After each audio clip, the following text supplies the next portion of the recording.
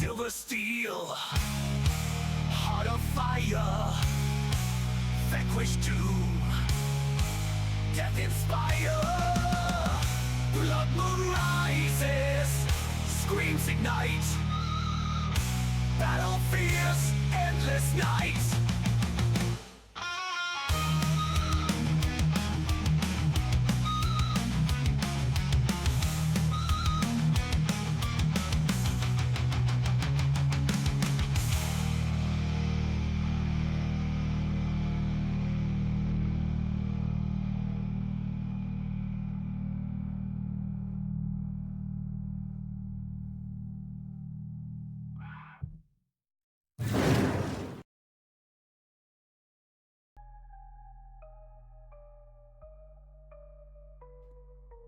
Well, hello everyone. It is I, your boy, Jotun Redwolf, and we're back with more Curse of Strahd. We had to skip last week, but that's okay. We're back to it now. Let me get my players unmuted, and we can begin. All right, guys, you're unmuted. Say hello, everyone. Hello, everyone. Everyone. Hiya. Hello. Hello. All right, so when we last left our heroes, they had found themselves at the Wizards of the Wine Winery. But it was not as it seemed. The original owners were not present, and the winery was being overtaken by druids with some nefarious plot, which was never really discovered. But due to the wonderful and cunning actions of our heroes, they managed to thwart this evil plot and re-secured the winery for the Martikov family. They spent the night resting in the winery itself, helping the family make dinner, and going about purifying the tainted wine that was being put into casks and barrels and other such things. All five of you eat a warm meal, something you haven't had in a moment outside of your own camps. I need everyone to roll me a d6, please. And tell me the result. I got a 5. A 5. I got a 6. Okay. I also rolled a 5. Okay. I got a 2. I got a 3. Okay. Jymbo. With a 6. You all sleep fairly well. And Jymbo, as you're resting and taking in a few well-earned Z's, you feel something tugging at your sleeve. What? You look in the direction of the tug and you don't see anything. Not immediately. And in a moment, you see an apparition of a little girl in a sackcloth dress, hair done in braided pigtails. In her arms, she's clutching what appears to be a stuffed animal. Hi there, youngin'. It appears that you may be living challenged. How are you? She doesn't say anything. Instead, she takes the little arm of the spectral animal and waves its little hand at you. Are you the little one that left the flowers for our companion the other evening? She hides her face behind her stuffed animal and kind of gives a little half nod. Well, that is just very cute. Is there any way I can help you right now? Do you need anything? And she fidgets a little uncomfortably for a moment, and she walks over to your bed and she lays her stuffed animal down. And then she runs towards the door, and you see her make the motion for the door to open, but the door does not open, and she instead just walks through the door. Okay, I'll see you later. And Jymbo just tries to go back to sleep. Okay. Jymbo goes back to sleep. Everyone gets a restful night's sleep. The Mardukov family has kindly given you one of their one of the rooms that they use for their workers, when they had workers, that is. So these rooms have been kind of bare for some time. And you all wake up and reconvene. And Jymbo, as you stir out of your bed, you hear a soft plop of something onto the floor. Jymbo reaches down and picks up the stuffed animal. You pick up a white rabbit in a red robe. Well, this was not what she dropped, but this is very cute. It was what she dropped, from what you can recall. Ah, okay. I'm sorry. I was No. I didn't detail it. So, but that is what falls off of the bed, is a white rabbit with a red robe. Hey y'all, look what I got here. Our friend that visits sometime during the night gave this to me, but not the creepy one. Did you make a voodoo doll of yourself? I mean, you know, do you do voodoo? Cause I don't do voodoo. Jymbo, there's no shame in sleeping with stuffies. Especially of myself. I mean, if that helps you sleep through the night. A child left this for us. I believe she left some flowers the other evening.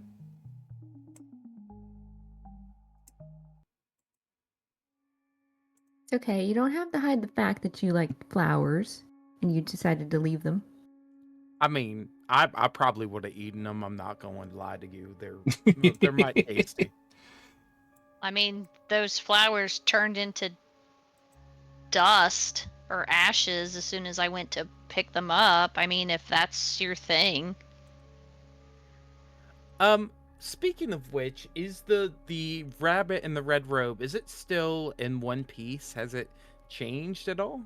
All right, so from what you gather from picking up this animal is that it looks like its left leg is torn, the stuffing is kind of pouring out of it.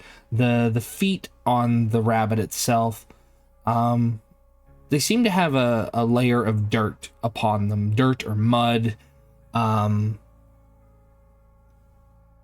Across the rest of it, the clothes seem just dirty from normal wear and tear. You know, a child has been carrying this around.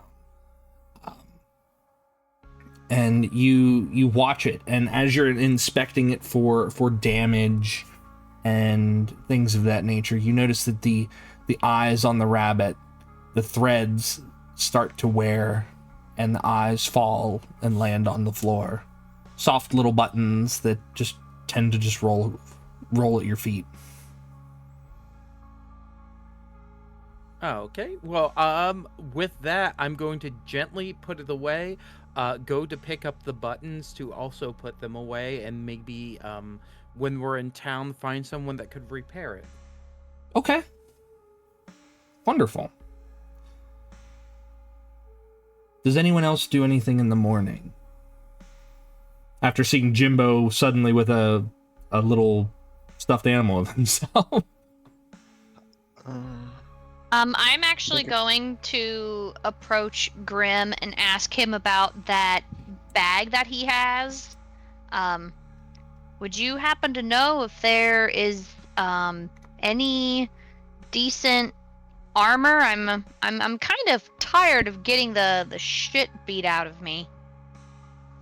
Yeah, I think I got some armor in here. I will reach in the bag and I'll pull out the chainmail armor. Okay. Is this something you're looking for? That'll do. I'll give it to you. Okay. So, real quick, in D&D Beyond, on my character sheet, when I go to inventory, there's a search bar. Would I just look up chainmail and click on it and equip it? Yes. Okay. I was gonna go ahead and do that for you while that was being discussed, because I figured that the fine. others would have to assist you in getting it on, because heavy armor takes time to put on.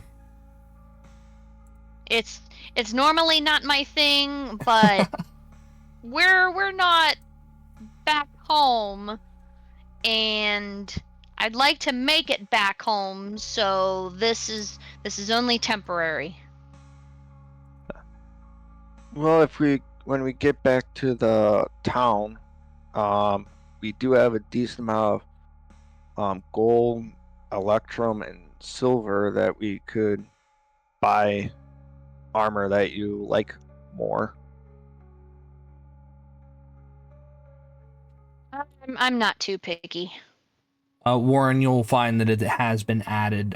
Your armor class should reflect that now.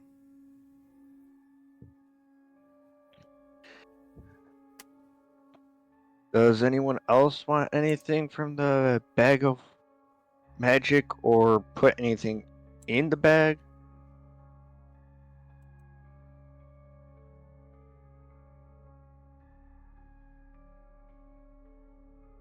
I'm good carrying all my stuff, but thank you for the offer.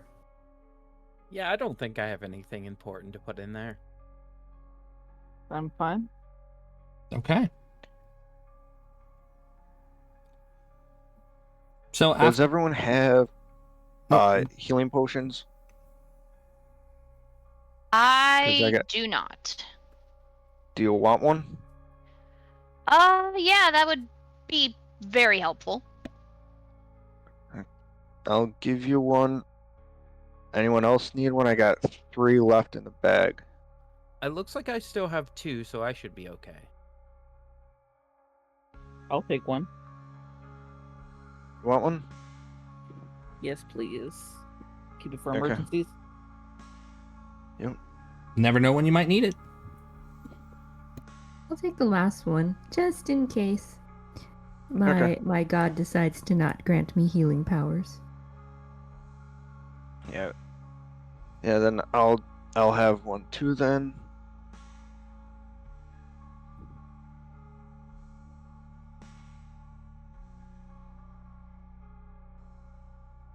Now, what kind of health potion is it?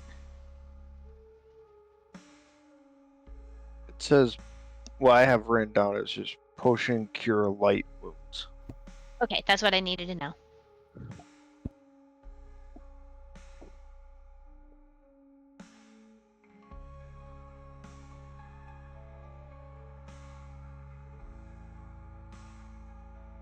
All right.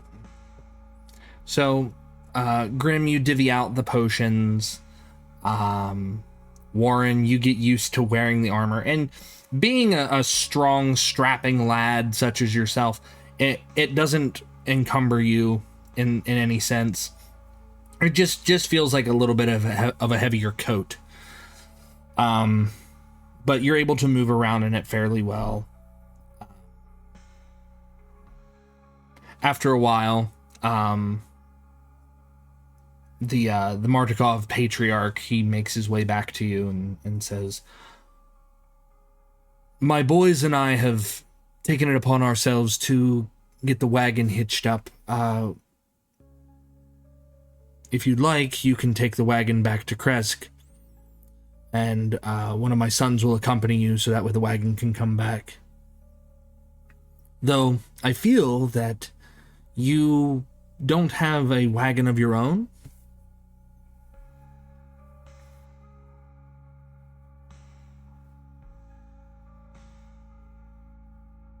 No, we do not have our own wagon.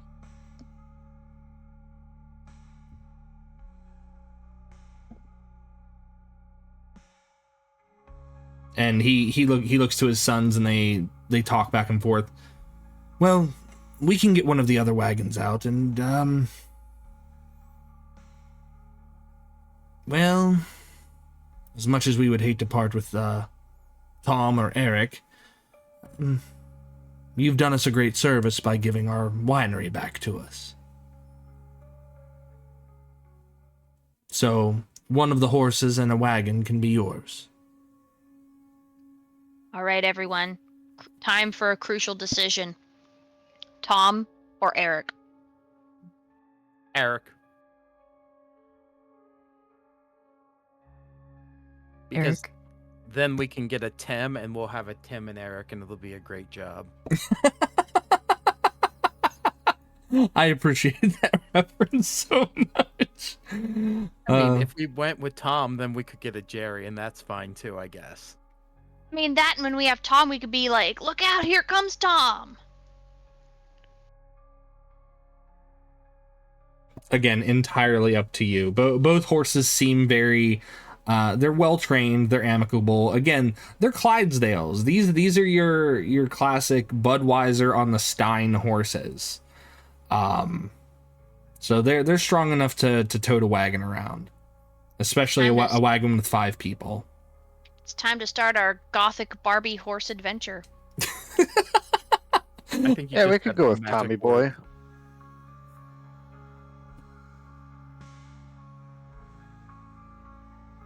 So what's the decision? It seems like we're split between between Tom and Eric. I guess I'll go with Tom. Hardest decision in Curse of Strahd. Which horse do we take? So I that's guess Tom it is. so Tom it is. So they get Tom hitched up, and they get him hitched up to a smaller wagon, and they're actually able to load up a little bit more wine on that one, which is assumed to be unloaded at Krezk when you guys return. If you set out with the wagon itself, you'll reach Krezk by nightfall, which is also not too bad. You won't have to camp out in the wilderness. Is the wagon that they gave us fully enclosed, or is it open top? It's open top. It's an open topped wagon. Okay. You could probably purchase like a canvas or something like that in a town, but as of right now, like they've got a few like cloth tarps that they use to like just secure over the top of the wine, but it's not like it's not a settler wagon. It's not a frontier wagon. Okay. All right. Do you guys have anything that you need to do before you depart? Anybody got a GPS? No, I'm just joking. Anybody got to use the bathroom? Do it now. So no I bat. mean, Go ahead, Jymbo. I have a BCS, which is a BSC, which is a bunny survival check. You want to go ahead and make your bunny survival check for us then? It's good enough for me. The BSC will be canon. That is 21. 21. You remember the exact path that you guys took. You don't think that you're going to get lost, and especially not with a horse, because now you can stand in the wagon and be like, oh, we can go this way or we can go that way.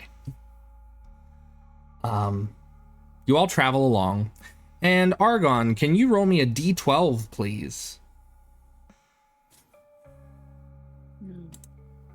Okay.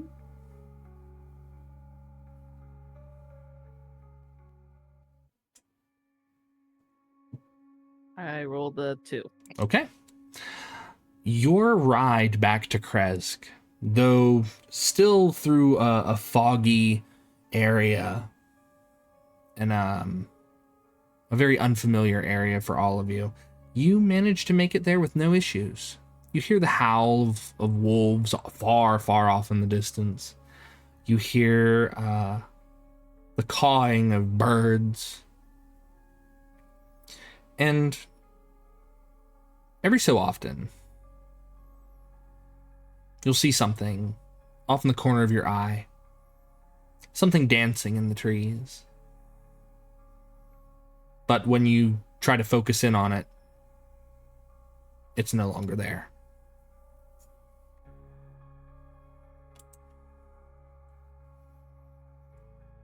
Is there any way for me to determine if this might be something Fae related?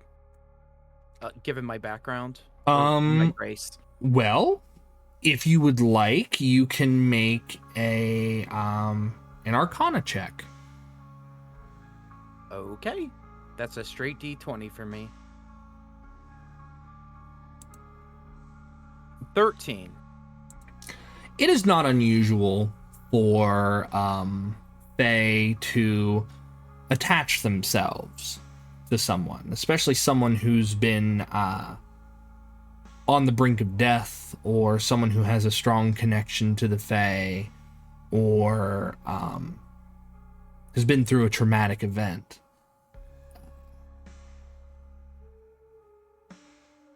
Okay. It's also it's also not unusual for with a 13. It's not unusual for you to believe that if a Fae were to be connected to you and or your group, that its nature has yet to be known to you, whether it's a capricious Fae or a benevolent one. So you don't know that yet. Okay, I won't mention anything then. Okay.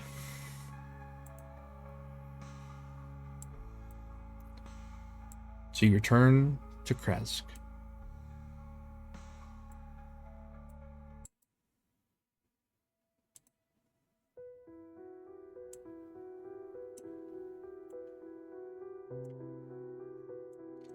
The long road continues to wind upward.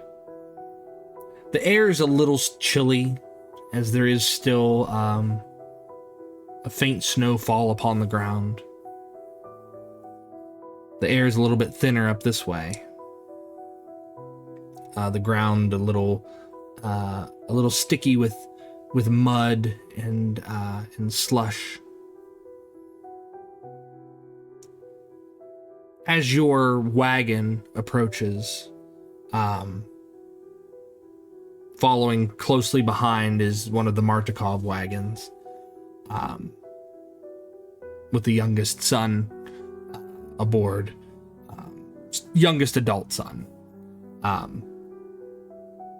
The doors that comprise the gates of Krezk open slowly, and you hear a murmur from inside, a small gathering crowd of people who are all too happy to receive their delivery.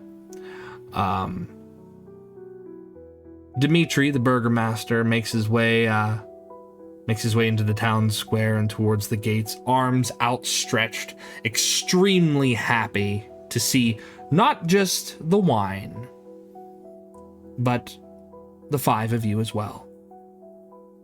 Oh, how wonderful, how wonderful. You've all returned. And to think, none of you were gnawed on by any wolves by chance, were you? I mean, not that I've checked. How are you doing today, Burger Man?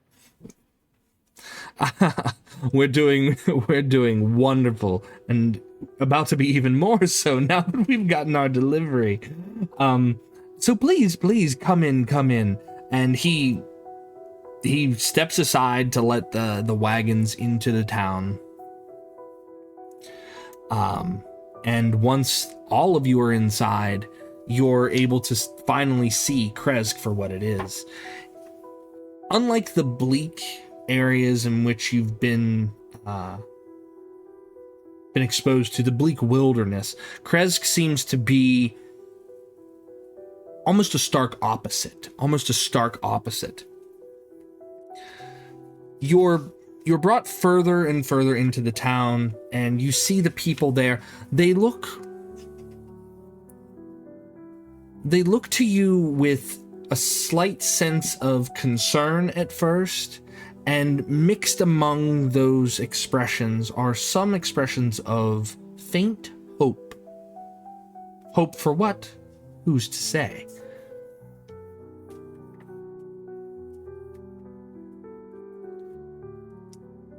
The mist-shrouded village beyond the wall is actually just a scattering of humble wooden cottages along the little dirt roads that stretch between strands of snow-dusted pine trees.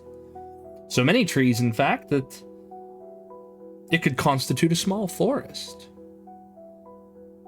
And to the northeast, far off in the distance, gray cliffs rise sharply, and the road winding up to the Abbey is easy to see from this vantage. Dmitri welcomes all of you in, and he sets to having some of his guards and townsfolk unload these wagons. The adult son of the Martikovs gives Tom a little pat on the side of the face, mumbles something to him, and in that moment, the horse looks a little sad. Tom looks a little sad, but nods his head as if understanding. The young man makes his way to the 5 of you and says, "Do take good care of him. He's a good boy." Indeed he is. And he gives each of you a nod. He doesn't shake your hands or anything, but he gives each of you your own individual nod and resumes helping unload his wagon, barrels upon barrels of wine being unloaded. And after a moment, he hitches up the wagon with Eric and leaves beyond the gates.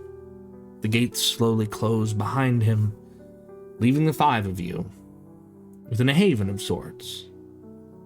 First settlement you've seen since you've gotten here.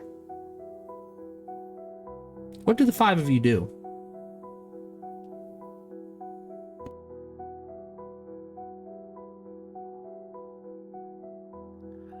Jymbo would like to look for someone that can maybe repair the stuffed animal that he received. Okay, make an investigation check for me.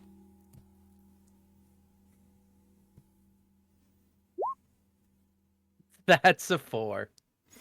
Your how do you go about? Are you just like going up to people and asking, like, can you fix this, or how do you do this, Jymbo? Oh, well, with a 4, I think I would kind of be like, hey, anybody around here got any skill with a thread and a needle? Just kind of hollering. Okay. Even with a 4, you're hollering, and other people are giving you very, very noticeable side eye. Like, what is he doing? Who is this? You know, you're currently the loudest person in Krezk right now, and the people they start to ignore you, and one old woman, her back hunched with age. She hobbles out of one of the little cottages and says, "You said needle and thread, you said, huh?" Yeah, so I have this stuffed animal, and I was wondering if maybe I could give you some coppers or silver just to repair it. You see, I'm not very good myself, and it's kind of special to me. Oh, a special little teddy for a special little bear. Oh, you're so cute. And she goes up, she pinches your cheeks. Oh, yes, that is exactly the thing, I guess. Oh, a special little teddy for a special little bear. And she hobbles back into her house and closes the door. Oh, well, I guess I'll have to just keep looking.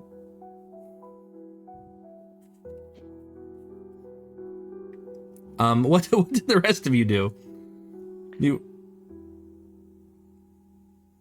I'll look for maybe a store that will sell more like potions for healing, or maybe like blacksmith that could sell some of the weapons that none of us are going to use. Okay. The village itself does not have those types of amenities. It's a little too small for that. And in a lot of your travels, like through the town and trying to find someone, it's like, does anyone have potions? Potions of healing. They're like, oh, you should go to the Abbey and speak to the priest. The priest is such a wonderful man. He looks after us. He could help you. Okay, thank you. And that's pretty much where they would point you to.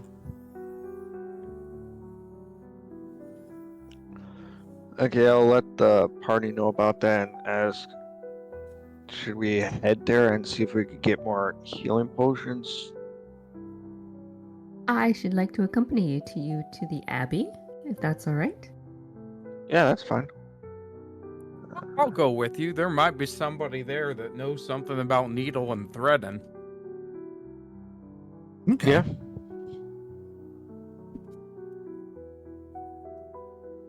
Anyone else want to join us, or? I'll go with you. I'm not doing anything else. Okay. I'll tag along. I guess then we start heading over there. All right. So you begin making your way towards the Abbey, and again, you've reached Krezk by nightfall. The Abbey itself, there is smoke rising from the chimney, or one of the many chimneys, and you see that as you get closer, you start to hear something. It's at first you think it's just a couple of dogs, maybe some dogs running through the street, but you haven't seen any dogs in the street. You begin to hear what sounds like hooting and hollering, as if something were getting riled up. And as you start to wind your way up the road towards the Abbey itself, Dimitri places a hand on your shoulder, seemingly coming out of nowhere. And he says, "It's best not to disturb the abbot so late, but surely first thing in the morning you can take care of that, or whatever it is that you need to take care of. Unless, of course, it is an emergency. I just know that he's severely overwhelmed with a project." It sounds like there's a bit of a ruckus going on. Could you tell us anything about that? I know nothing about that. And you can tell Can I that do an insight check? Yeah, go ahead. Go ahead.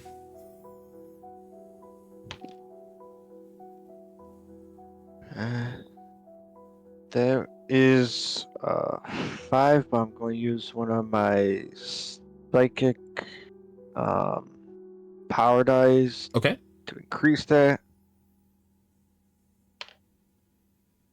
to a 9. To a 9. All you can tell is the burgomaster just appears to ignore whatever sounds are coming from the abbey, and a quick cursory glance of anyone who's kind of still peeking out and wondering why are they still in the street so late at night. They seem to be ignoring it too, and it doesn't just seem like this is the first time that they've ignored it. Jimbo's gonna turn his head to everyone and just mouth the word curse.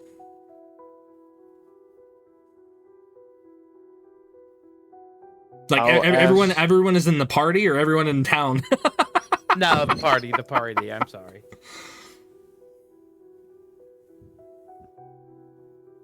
I just give like a very brief nod, and I ask the Burgermeister, is there some sort of curfew that we aren't aware of? Because it just seems that everybody's indoors. I mean, I've been to towns where people are still out and about. Well, my dear boy. Barovia is not very safe at night. Even within these walls, we can't always account for everyone. And we have lost a few. But that's not to say that happens all the time. But most of the time it does. Like poor Martinic, and he went out in search of his family, but, well, he never returned, and neither did his family. How long ago was that? Oh, a good couple months now. And you didn't send out a search party or anything like that? I mean, he's one of your own. Oh, we did send out a search party. We found, well, what was left of Martinic,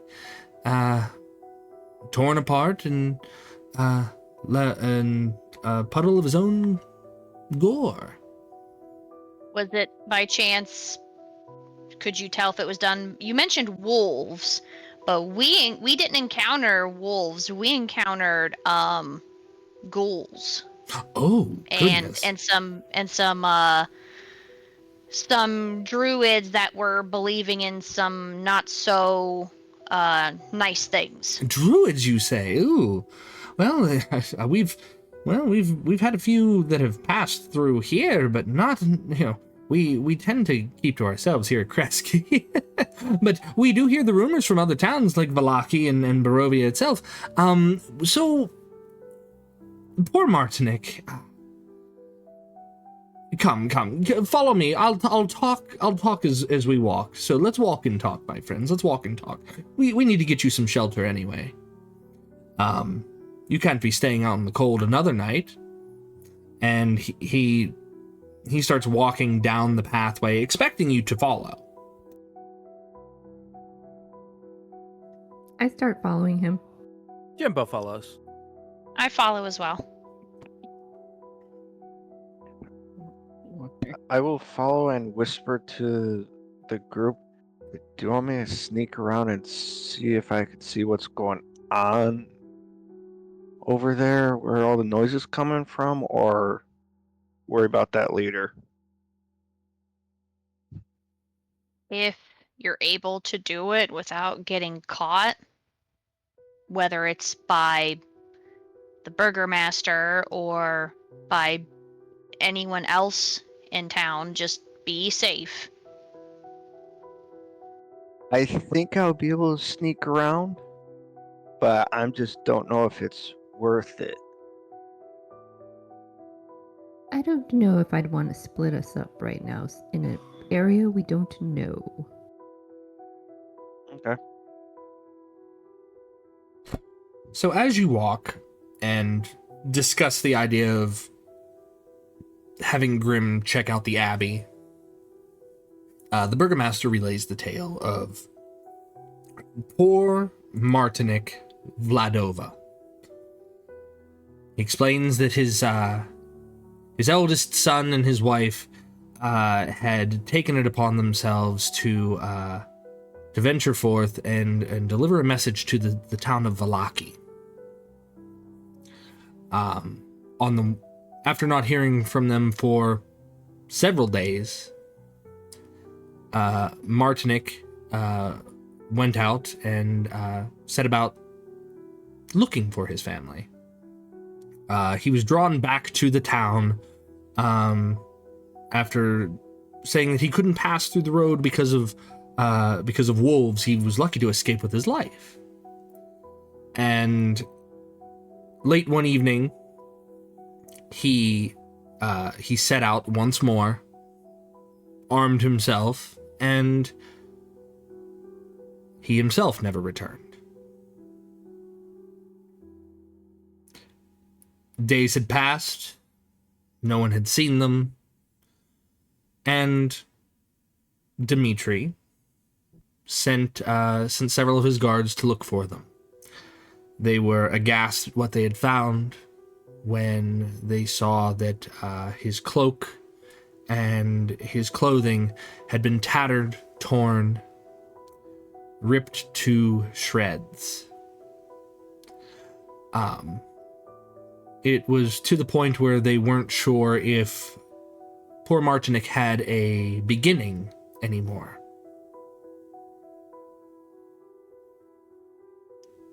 But there were definitely large paw prints around them.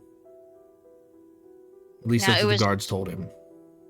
Like just the clothes, or did they find like remains, or was it just clothes? Meat and bones. Meat and bones. It was a very gruesome sight from what I was told. Were the paw prints larger than most normal wolves, or no? The burgomaster laughs. He's like, I assure you that the wolves around here are far from normal. They've grown to such a large size. It's as if they're feeding on everything. But I wouldn't be able to tell you. No one here is a natural woodsman or anything like that. We don't have that kind of we don't have those kinds of skills. Not here. But you've seen the wolves, right? Oh, we've heard them. I don't need to see them. I've heard them. How can you not be woodsmen, but you have woods surrounding you? Both in the gates and out of the gates. Well, the ones in the gates are well taken care of. I meant woodsman in terms of like a frontiersman or someone who knows animals. We know basic animal husbandry, cows, chickens, and things like that. Cows, pigs, chickens. But wolves, I couldn't tell you the first thing from the wolf's teeth to the tip of its tail. I would just see it and run. Wolves are dangerous. Well, it sounds like you need to start training your people to know better so you can prevent things like this happening again. Oh, that's why we stay within the walls. We stay within the walls stupid. And things don't happen. That's stupid. That's very stupid. I see. Well, when you become burgomaster of a town, then you can do what you think is best for your people. So how about this place to stay? Because it sounds great to have a bed to sleep in. And it's at this point you notice that the burgomaster has kind of like stopped walking. And he kind of ruffles himself up and he says, "Listen, I know you're strangers here. And I know that our ways may seem even strange to you. But this is not a safe place. And I would like there to be no more blood on my hands. I've lost many men trying to fend off the wolves. That's why we keep the gates closed. It's dangerous to go out during the day. It's dangerous, it's even more so during the night. And I don't think that my hospitality that I've offered to the 5 of you would be worth putting yourselves outside of these walls. I put up with your ruse of coming to me claiming to be members of the winery.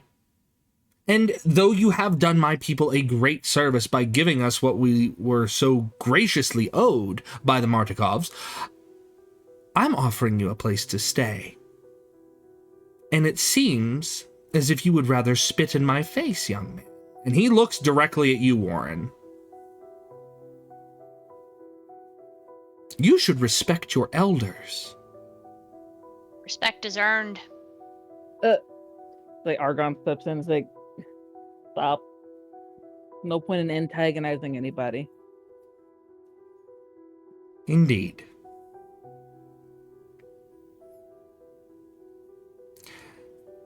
You would do well to make friends while you're here. You don't know who's watching. And he begins to walk towards one of the other cottages. And he walks silently with a hurried pace ahead of all of you.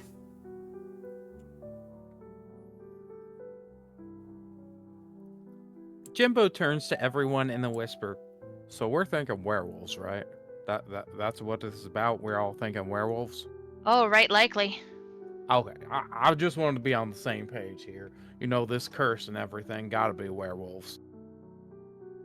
We're We're vampires. dealing with werewolves, vampires, ghouls, druids, walking tree stick things. Ghosts and What could fairies. go wrong?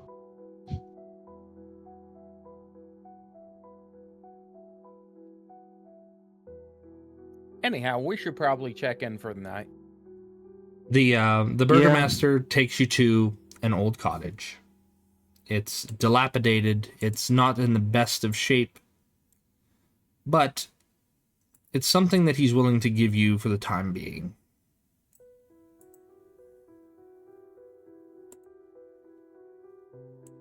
Well, we appreciate this hospitality quite a bit. I'm sorry if we've had our differences, but we will try to fit in better.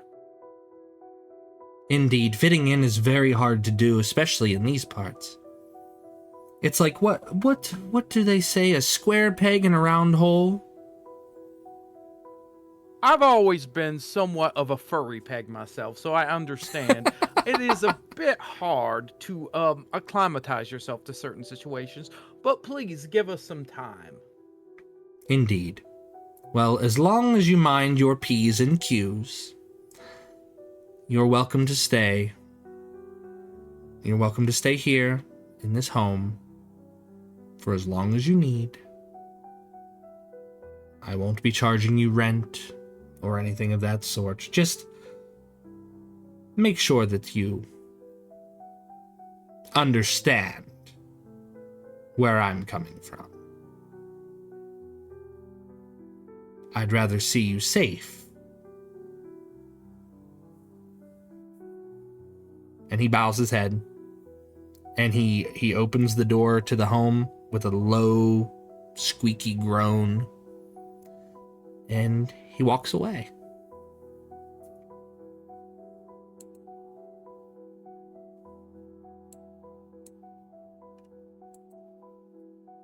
Now, the house itself has not been heated. There is a chimney two chimneys. You see two chimneys. The floorboards themselves squeak and groan and sound like they're about to give under your weight, but they don't, regardless of how much you're wearing. The house itself just seems to have a somber weight to it that hangs in the air. You can see the staircase that leads up. When you enter the main room, found here, you could see that there is a small balcony, and there is a second floor that overlooks that balcony, and the bedrooms are upstairs.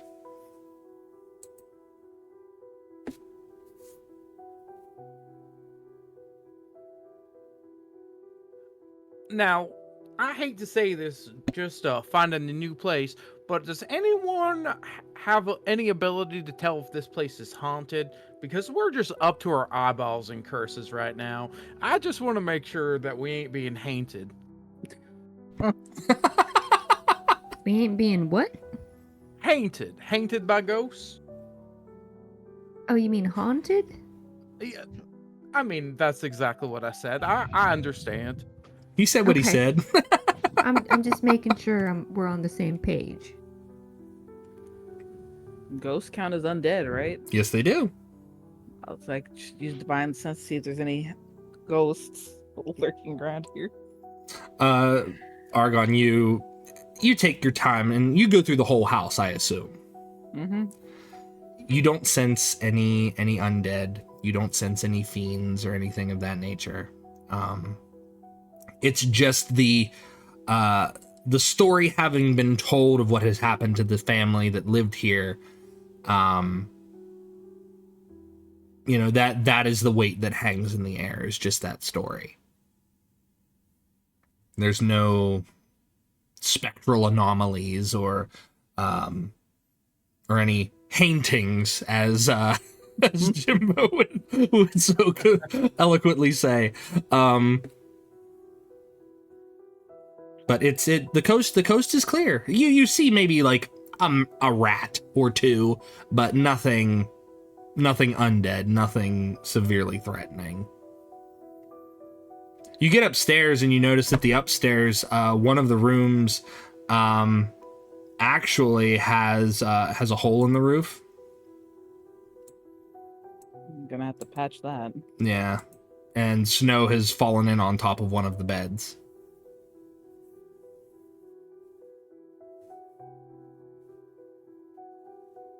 But it's a place to stay, at least for the time being, while you're in Barovia, while you're in Krezk.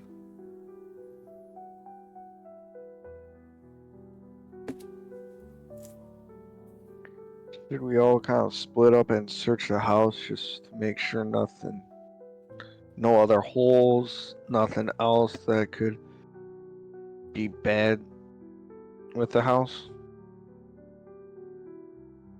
I do have some carpenter's tools. I can try to patch up that hole in the roof as best I can, maybe with some, like, if something else is like broken or something, I can hodgepodge it or something. You're gonna MacGyver it. Yep. Sounds good to me.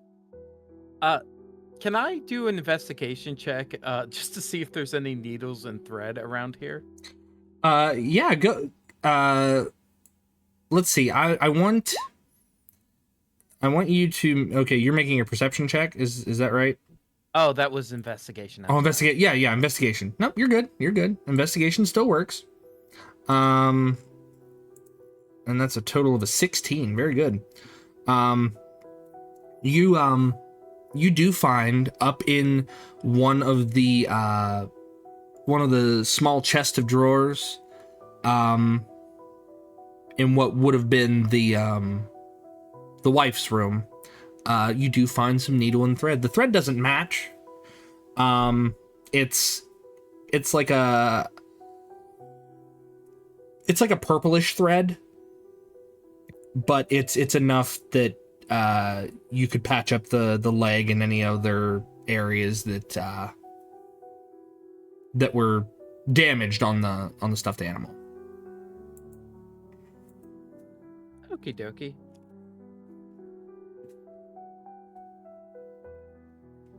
I'll go start a fire in one of the fireplaces to maybe warm up the house a little bit. Okay. Warren, I need you to make me a... Let's see, what should I have you do for a craft check? Go ahead and make a, just a general intelligence check, but go ahead and add your proficiency bonus and, also add 2 to that for your tools. That's pretty much like a +3 then. Yeah, so it would be your proficiency bonus plus 2. Oh, that'd be 4. Never mind, I'm Yeah. looking at the wrong thing. No, you're good. You're good. I was like 3. Wait. 10. 10. It is very basic what you're able to do, but you do patch up the roof. You'll probably have to reinforce it at some point, but it'll hold. It'll hold for now.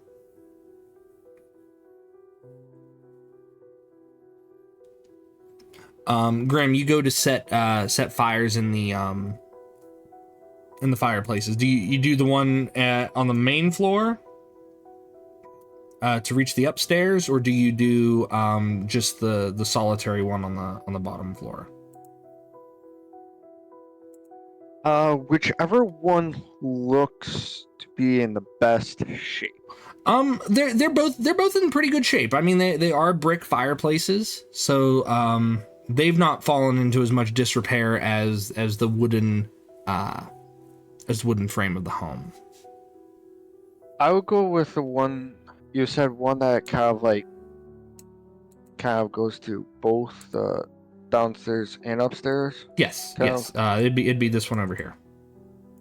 Yeah, I'll go and set the fire on that one. Okay. There are still logs next to the hearth, so you can put them in there and get a decent fire lit. And as soon as you do so, the chill that's in the room, it almost immediately disappears. It almost immediately disappears when that happens.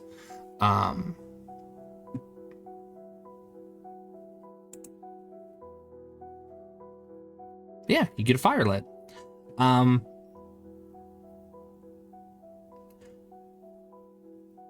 Argon, as you were searching the home, you were checking to make sure that there weren't any signs of poltergeists, ghosts, goblins, ghouls, things of that ilk. And you found like a few pieces of tarnished silverware, some dusty candlesticks, moth-eaten curtains, broken furniture. And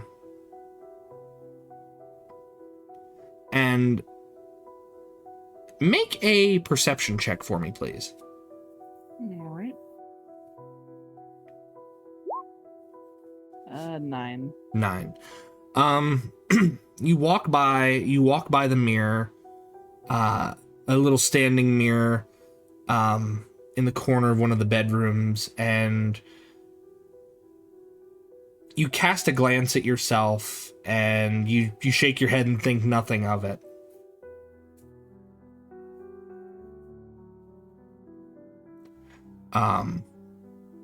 And you continue down the hallway. Araza, I need you to make a perception check for me too, please.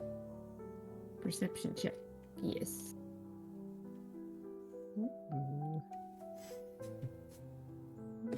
That's a 20 total. 20 total. You're noticing as Argon is going through the house and checking some things out that he passes by the mirror, and you see that as he passes by, his reflection does not. And it just stares like directly at him as he just kind of walks away. Argon, stop. Hmm? Go back to the mirror, please.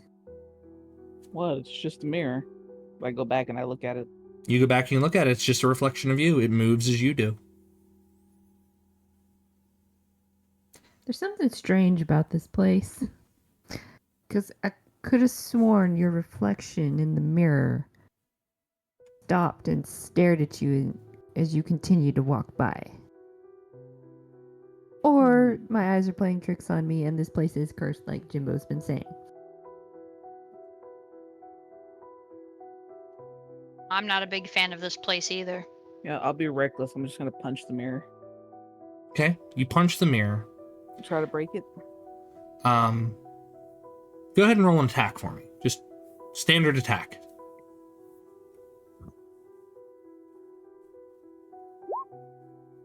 Well, the unarmed strike. Okay.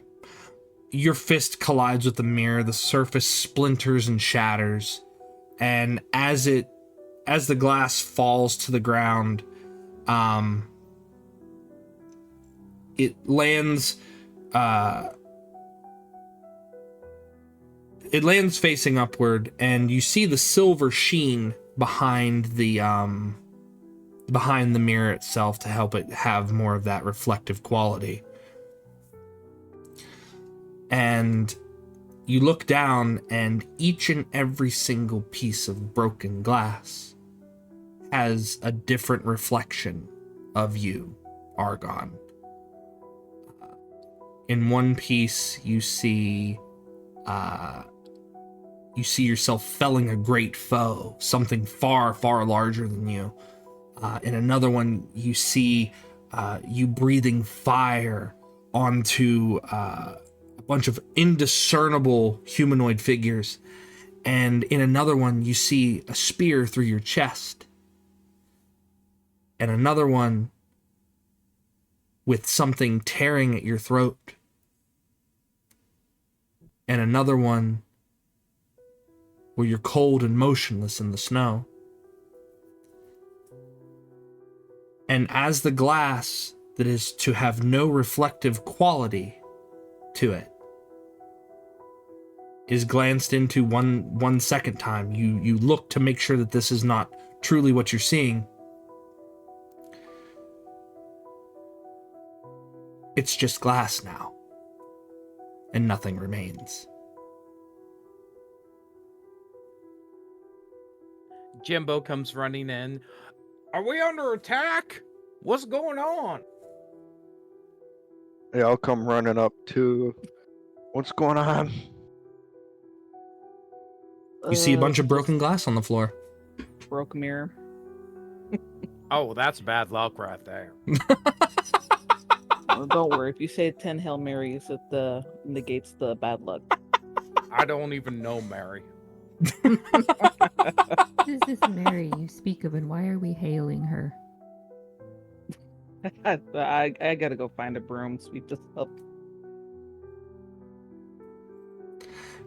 And you find a broom. You sweep up the mess, and you're left with what you might have seen.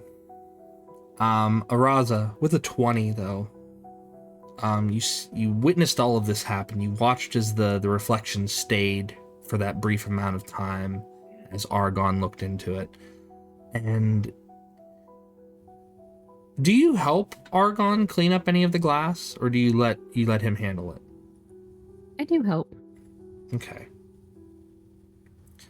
You begin sweeping up some of the glass, and you see underneath the bed is a small box. Looks to be ornately carved, intricately, in some places. You would know this is a music box. You've seen these music boxes before. Almost these exact music boxes before, given your penchant for your deity. You see a music box that's tucked up underneath the bed. I reach for the music box.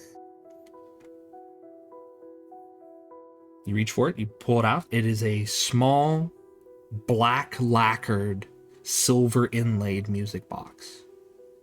The key itself looks to be bent, but looks like it could still be twisted. Huh. And it looks like it can be opened as well. I try and twist the key. the key gives a little, and you sense a little bit of resistance, but not to the point where it might break. But it's enough to make you question it. Let's put it that way. Like, if you put too much force, it might break it. It might break the mechanism. Okay. I will put the music box in my backpack and continue to help clean up the mirror. Okay, that works. So the rest of you, what does Grimm do? What does Jymbo do? What does Warren do? Warren has fixed the patch in the roof. Argon has set about to making sure that there's no ghosts or any spirits within the home. What are Jymbo and Grimm doing? Unless there seems to be something important for Jymbo to do, he's trying to repair the stuffed animal. Okay, I need you to give me a dexterity check because you're not proficient with like, I guess a sewing kit. I don't think you're proficient with a sewing kit. Only calligraphy. You know, sewing is a type of art form that could be considered calligraphy. No, it can't. I don't know the use for calligraphy. That is a stretch. It's a very big stretch. I don't know where I was going with that, but yeah. Call that Armstrong. Yeah. So go ahead and make a dexterity check for me. 13. 13. You've seen people sew before. You've seen people weave before, and it can't be too difficult, right? You start to thread the needle. You have a really hard time threading the needle because you have furry fingers that get in the way of the thread, and every so often you have to like lick the tip of the thread to slide it through the eye of the needle, and you struggle for a bit at first, but eventually you get it, and you get a general motion going of threading this purple thread through the ripped and torn pieces of this rabbit. You start to where do you start? Which portion do you start? Do you start with the eyes or do you start with the leg? I will start with the leg. Okay. Bigger surface area, so you're able to weave it in and out, and you do pretty good. Go ahead and give me one more dexterity check for the eyes.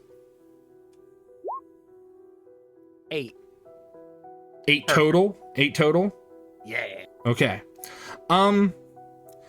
Not as easy because you're going through the plush of the doll, and you're trying to figure out where the needle's going to come out next without jabbing yourself in the finger. You've refused to put a thimble on because you couldn't find one, so you jab yourself once.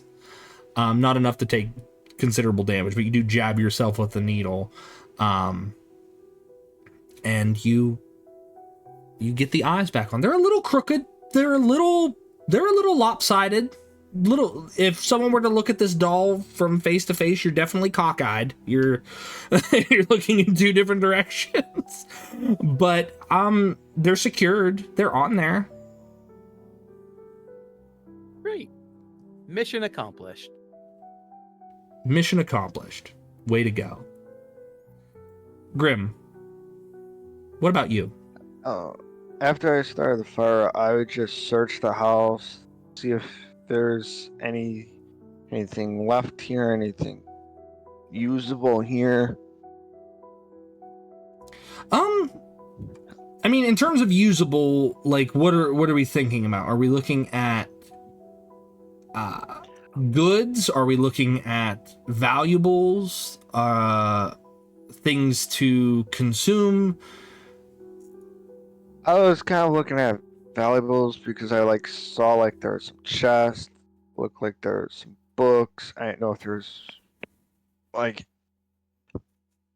any spells or any inventory stuff that people left that we could use later, use now or in the future? Okay. So you search the home. I'm not going to have you roll a search check because you guys are spending a significant amount of time here. You can pretty much take a 20. You find a silver locket with a faded portrait inside of it. The mirror itself has already been broken. Again, there's dusty candlesticks. There's an old journal that you see laid upon one of the desks. Let's see. Yeah, upon this desk, there's an old journal. And then on these shelves, there's a few texts. Nothing really stands out to you, but you do see that there is an old tattered spell book. There's an old tattered spell book. It looks like as soon as you touch it, the whole thing looks like it's going to fall apart. But it still manages to hold itself together. Half of the pages look like they've already been torn out of it. But it looks to be useful in a sense that some of the spells are still salvageable, at least from what you can tell. But it's not written in a language that I think you understand. What languages do you speak? Celestial, Common, and Thieves' Cant. Okay, so it is not written in any of those languages, so it's not a language in which you understand. What's the old journal? Can I read any of that, or? Oh yeah, oh absolutely. The journal itself is from Martinic's point of view. He details in earlier portions of the journal, he talks about the time he spends with his family, and how every so often he thinks that the howls are getting closer and closer to the city walls, but there have not been any disappearances. You go further into the more recent entries, and you see that the script in which he's writing has become more shaky, more frantic. Some of them are almost illegible. Talking about how Molly, who, as you've perused his journal, is his wife, you find that he's worried about her safety. She should have returned by now. Her sister in Valaki had summoned her there for some reason, and her and her son were supposed to be back by now. Why aren't they back? And then the last couple pages are, they're not coming back. They're not coming back. And eventually the scrawled script is not a separated word by word by word. It is all one word. They're not coming back. They're not coming back. They're not coming back. They're not coming back. They're not coming back. They're dead. They're dead. They're dead. They're not coming back. They're not coming back. What if they died? What do I do? What do I do? I can't be alone. Don't let me be alone. Please, please don't let me be alone. And as you are reading those pages, make a perception check for me, please.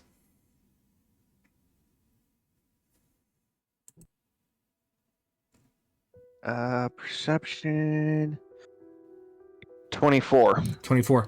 You see a ghostly figure over your shoulder, and then as soon as you turn, it's gone.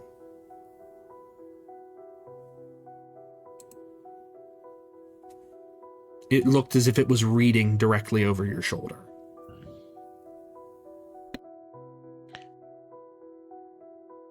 I will go take the journal and bring it to the group and show them the journal, tell them about it, and tell them when I was on the last pages I was reading it.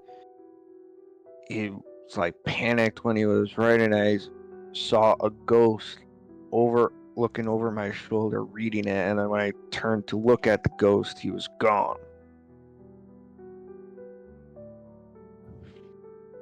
That sounds like a curse to me.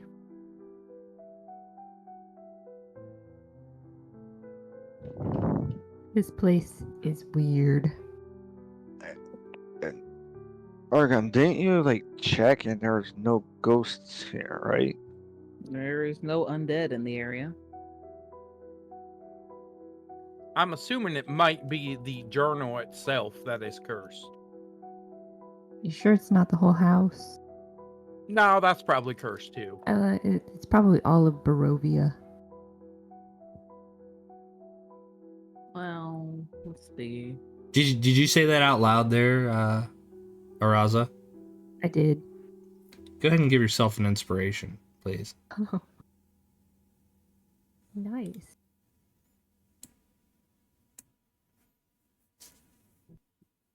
I have an inspiration. It definitely seems that the Burgermeister and the townsfolk are hiding something. Yeah. I don't think we should stay here for too long. I don't think they're hiding anything as much as everyone is aware that everything is cursed and there's werewolves eating people. They just don't talk about it because they figure if they don't, then, you know, the werewolves won't eat them. Typical small town stuff. Well, if you find anything made of silver, pick it up then. Did we find anything made of silver? Yeah, yeah. There's there's tarnished silverware, and the backing of the mirror was made in silver. They get it all together. Okay, you gather up all the silver. You get at least you get placements for 4 people. That's plates and utensils included. So you get your salad fork, your meat fork, soup spoon, that kind of stuff. You've got your plates, and then the backing on the mirror. It's just like a small silver sheet behind that. We've already confirmed there's no blacksmith in this town, right? Yes. Small for that. Yes. Wouldn't They hurt to made hold their on own to them, prison. but They made their own prison here. They have no way to defend themselves. They don't care to defend themselves. I don't like it. They have guards. The guards are armed. How are the guards armed if they don't have a blacksmith? They probably trade with other villages. or their weapons are really shitty. They care more about their booze than anything else. That's escapism for you.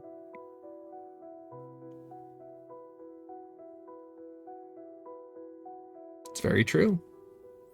It's very true. Like, I don't mind a pint, but sheesh. Yeah, I think when we sleep, we definitely should have someone on watch. Oh, I'm definitely keeping watch. I don't even think I'm gonna get a decent night's sleep here.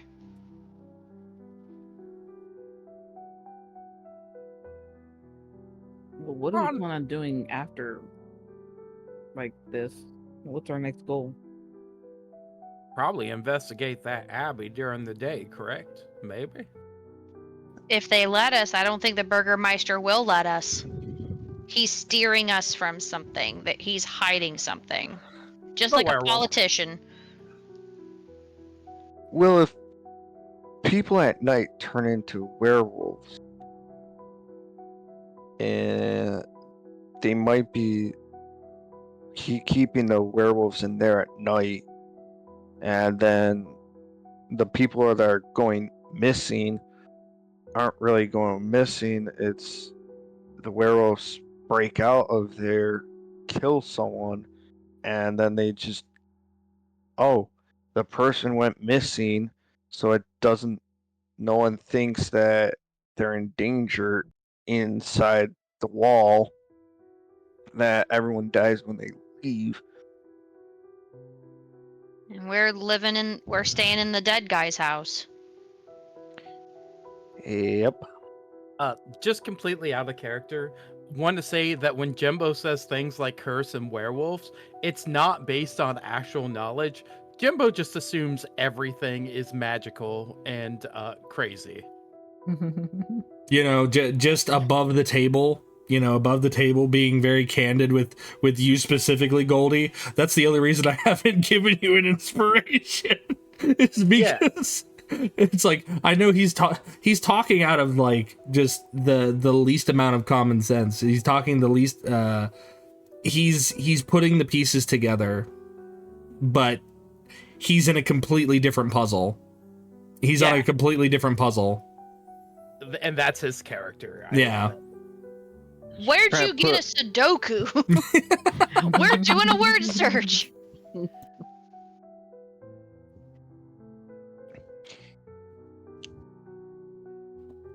But yeah, so you gather these theories, you're putting these thoughts together, and as the mention of werewolves comes out of your mouth, you hear the distant howl.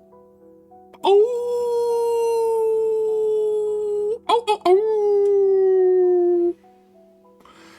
And it seems closer and closer and closer. But it goes quiet. As if it fades on the wind. Maybe we should rearrange that silverware over the door frame. I hear if you don't invite a werewolf in and they're silver, they're not allowed in. I read that somewhere. You can Or read?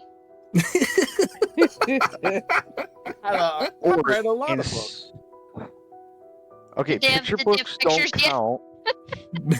Picture books don't count. I mean, they do if there's words. Maybe instead of using the silver to ward up a door, we are like sitting around a giant table. How do we take that table and jam it up against the door? And in the one room there are bookshelves. We could move bookshelves against the other door that will actually board up the door than just some silverware that are like not going to do anything.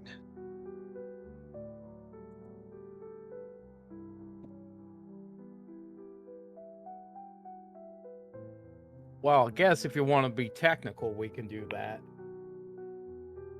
Well, how many doors, how many windows do we need to block?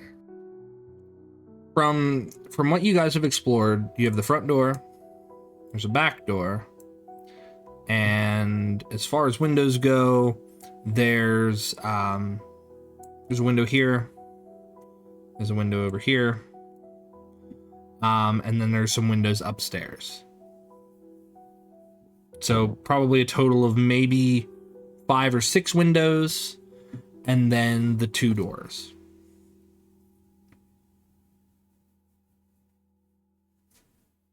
What does everyone here know about werewolves and vampires?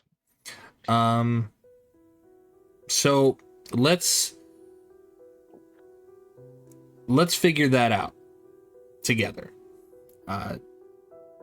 Would that be like history or just intelligence? That would be a history or a religion check.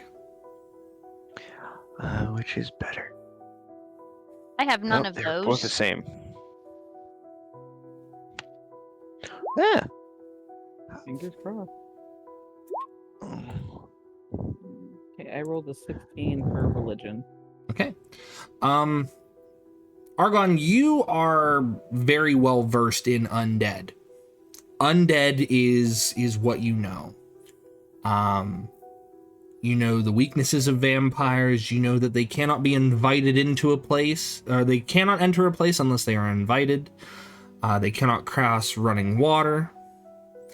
A stake to the heart will immobilize a vampire, but upon doing so, only true death meets a vampire when the head is removed. They are adverse to garlic. They can be harmed by silver.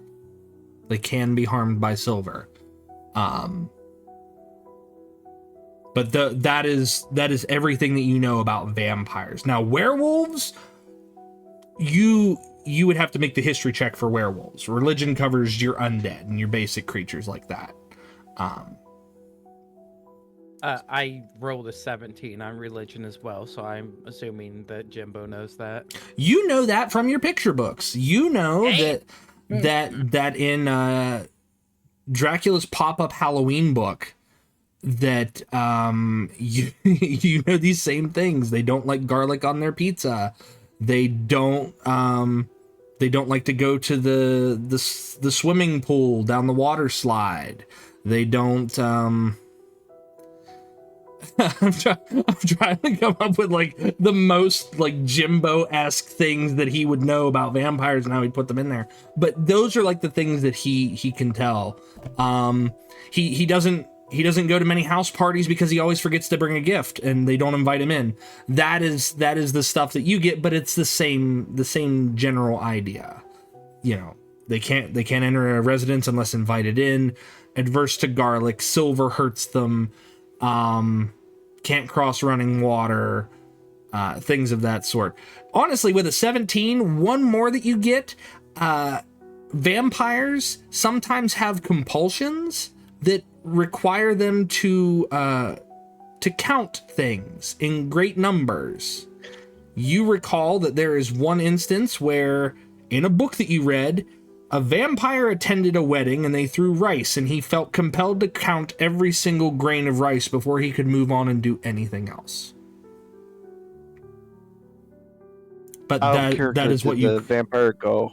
1, 2,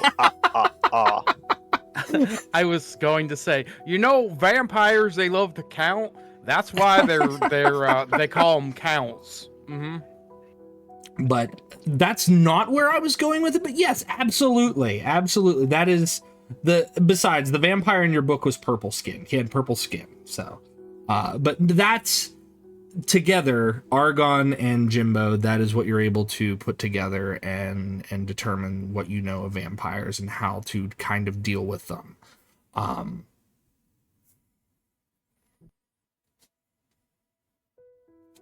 I got 18 on history. Werewolves. Depending on the type, and this is not just werewolves in general, this is like lycanthropes as a whole. Silver harms them. Wolf's Bane is deadly to them. You know, no, it's you're just trying to think. It's like, oh, do I know anything else about vampires? You're picking your own brain at that point. Natural lycanthropes cannot be cured of lycanthropy because they exist naturally in the world.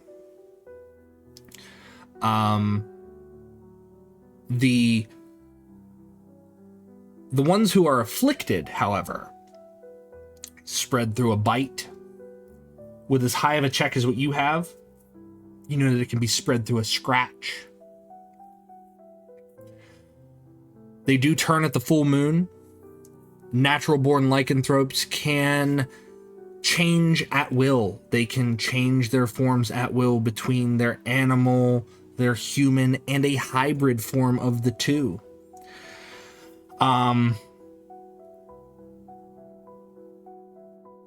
But afflicted lycanthropes, they don't always get that amount of control. They don't have any qualms about going into a residence if there is silver in it, as long as they are not exposed to that silver or they touch that silver. So the idea of putting the silver above the doorway is not going to deter them from making their way in the home if they wanted to. But the common doorknob silver? No, it is not silver. It is like a brass. Is it a full moon?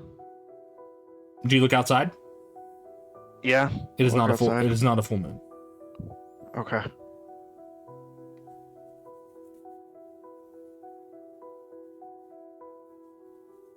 But Silver and Wolf's Bane are your best bets for any lycanthropes. Would I know about like psychic damage? Does that affect them a lot or not really? As much as any other creature. They have Okay. they have naturally thick hides, so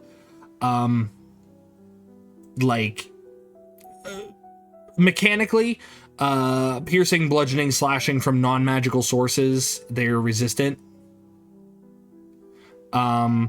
But they will still take damage. They take less damage from non-magical sources. Yeah, I was just asking because my psychic blades do psychic damage. I don't know if that would. Oh yeah, Be a benefit. that would bypass their resistance. That would bypass their resistance because it's not piercing, slashing, or bludgeoning. Yeah. Okay. So it would be more effective than a regular attack. Let's put it that way. Mm-hmm. And if you had silver weapons, they would bypass the yes. defense. Yes, that is correct also. Okay.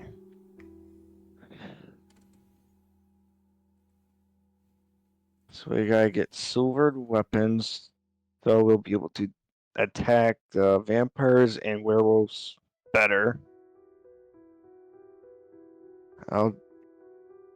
And should board up the house just to make sure the werewolves can't get in.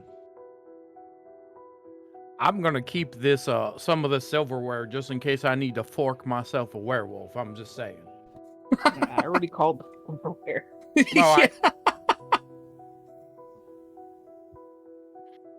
Can I have a spoon? I don't Alright, think you fine. want to spoon a werewolf. I mean, you don't know my taste. More importantly, I can just sharpen it. So I just take one step back. Okay. Toss the spoon. Putting it in the inventory. All right.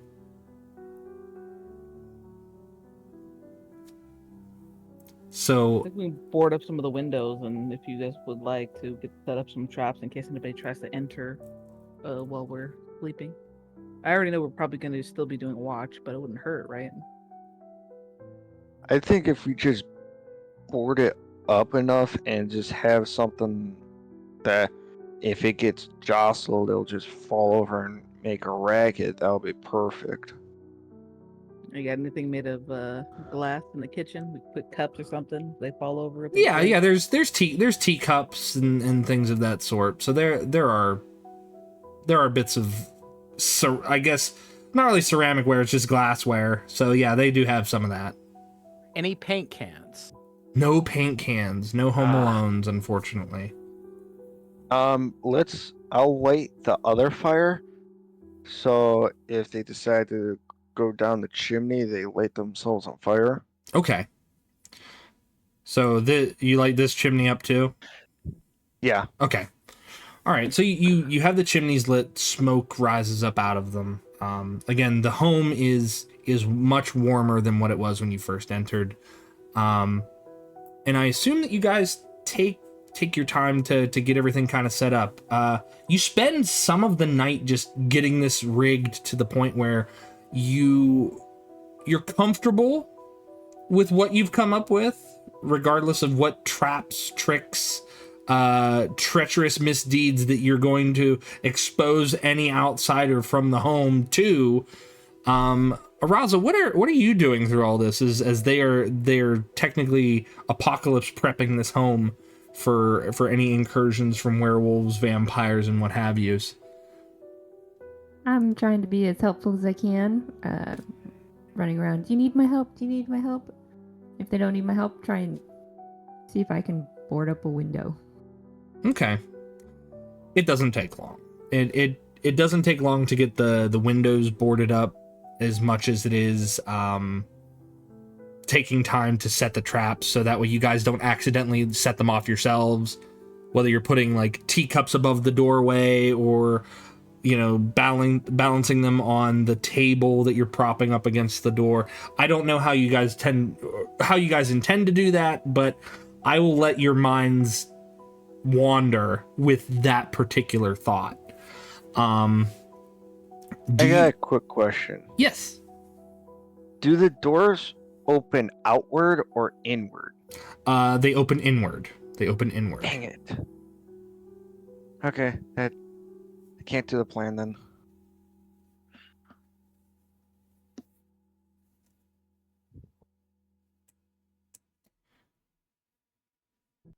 But is there anything else that you guys try to do through the course of the night? Or do you, like, you said you're going to set up watches still. Yeah, I think I should just set up It's a watches. smart thing to Whoever do. needs the long rest or the most sleep, and then the people that don't really need a long rest just kind of take the short rest, I guess, or take the watches. Okay. I think I took the first watch last time, since I I'll- do have spells. I'll take the first watch this time. And I can do second. I mean, I just need the 4 hours to get my key points back. But I guess I have full key at this point. Yeah, you guys have gotten to the point where you didn't expend any resources on the way from the winery to here. The only thing you expend on the way here was air. Whether it was talking or what have you. So nothing really lost.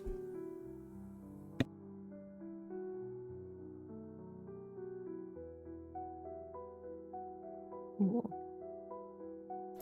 Okay, so Warren is on first watch. Jymbo is on second. How many watches are you guys taking? Are you taking 3 watches, 5 watches, 4 watches? However you guys want to do it. If you want someone to get like a full night's sleep without having to get up for a watch, that's okay too. I just need to know what watch and who is on what watch. How many watches would we need to have everyone get like the full long rest? Probably 3 watches. Okay, then I'll take the third watch as like the last watch. Okay. I can go first. I've got first watch, and then it's Jymbo, and then Grimm. But I mean, you guys can double up Yeah, on we're good. watches too if you want. That's Okay. again I completely up to you. It is a whole house, so The top floor and bottom floor. right. If you want to do that, we can. No, I'll that's stay up fine. on. I guess I can stay up on first watch. Walk around upstairs, unless Argon, you want to do that. I don't really mind which floor. Okay. I think maybe the bottom floor, because the upstairs one still has a hole in it. Or do we fix that yet? That was fixed. Okay. I fixed it. I don't I want to sleep figure on the snow bed. I can be on the second floor and kind of like sit close to the doorway leading to that balcony. Okay. So from what I have, Warren, Argon, and Araza are all on first watch, and then Jymbo on second watch and Grimm on third. Is that correct? Or am I completely wrong? Because that's how I heard it. Well, instead of me being on first watch, I'll be on third with Grimm. Okay. So then it's Warren and Argon on first. Jimbo's got his own watch, and Grimm and Araza have third watch. Sound good? Yes. All right. Before we go to break, because I think this is a good place to take a break, I need everyone to roll me a d12, please. And if you got an 11 or a 12, let me know. Where's my D12? Where's the D12? Nope. I got a 3. I 5. got a 10. Lucky me, I got the 12. Okay. Is that lucky? I got So a 6. Argon got a 3, Jymbo got a 5, Grimm got a 6. Araza, what'd you get? 10. 10. Okay. And Warren, you got a 12. Wonderful. What we're gonna do, guys, we're gonna go ahead and we're gonna take a break. Feel free to refill your drinks, grab a snack, do a bathroom break, anything that you have to do, and chat. We shall return shortly. Yeah, so we'll be right back. I'm gonna go ahead and mute you guys there in Discord, and we'll be back in roughly 5 minutes. Sound good? Yes. Yeah, sounds great. Alrighty. Mm. Okay. We will be right back.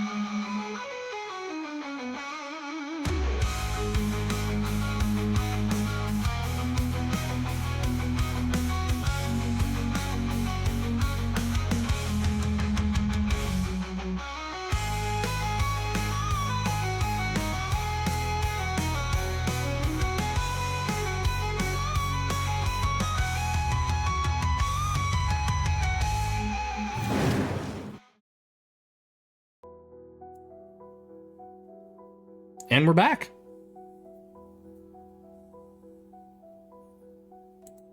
Chat, can you hear us okay?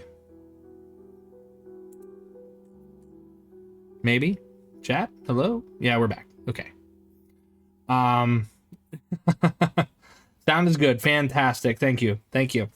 When we last left our heroes, they were trying to set up a Home Alone style trap for for the ghosties.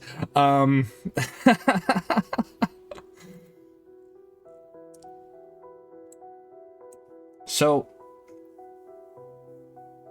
as you guys drift off to sleep, Warren and Argon, two of you are on first watch, while Jymbo, Grimm, and Araza get some much needed rest. Thankfully, you arrived at Krezk before nightfall, especially with the howling that you had heard outside not that long ago. Which floor were you guys staying on? Like which floor was Warren keeping an eye out on, and which one was Argon? I'm on the second floor. That's why I moved my token to the stairs. So I'm like sitting kind of adjacent to the balcony. Okay. Bottom for me. Argon, your watch goes by uneventfully. You don't stay in one place, obviously, because you're just kind of like patrolling the lower half. As you make your way to this room here, you take a glance up to the balcony, and every so often you'll see Warren walking around. But Warren, you're keeping pace on your watch. You're walking by the rooms in which your friends are probably hunkered down in and taking stock in what you guys have currently. Do you have your armor on, or have you taken it off just to be comfortable there in the house? I've taken it off, yeah, especially since I patched up the hole. It was, getting in my way, and it's just like, I'm taking it off. Understandable. Still getting used to it. So let me get you to the second floor here.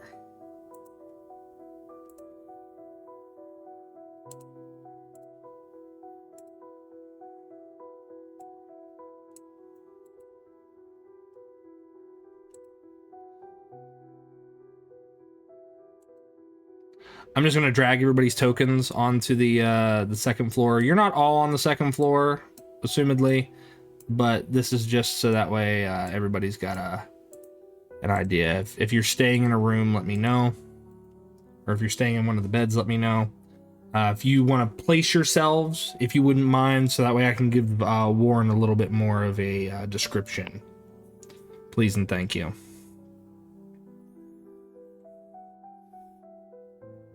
Argon, I might just slide you off the map there, because you are downstairs, correct? Yeah. Okay, so. And the bed that's covered with snow no longer has snow on it. You had to kind of peel the sheets off and put something else down on it. But yeah, just let me know. On the snow bed for sure. Oh Lord. No one else is gonna sleep on it. I'm sleeping closest to the fire. Okay. So Araza's got like the master bedroom. The master bedroom. All right. So Warren, where are you in your watch? I figure, like, throughout my watch, like, this is the hallway, I assume, right? Yes. So I've been just kind of like, you know, going up and down the hallway, you know, testing the floor, like, oh, there's a squeaky bit there, I might have to patch that later, kind of thing. And when I get like, is this the balcony right Yes. here? Okay. This is the balcony, and you can look down, and you can see the tables and the shelves down there. You just see a few support beams that run across. Okay, so it's like a semi-finished balcony. Yeah. Okay. Like, I, you know, just make a cursory glance and I'll look out the window and kind of keep an ear out, you know, that kind of thing. But that's what I'm doing during my watch, just pacing. It's like I let the others sleep. Like, I don't, like, I might, like, be near their door in case, like, Okay. something gets in there, you know. Make a perception check for me, please.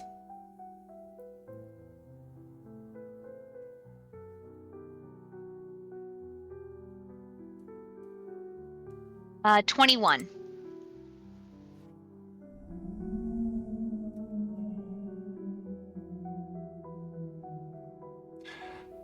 You hear the wind kind of whistle through.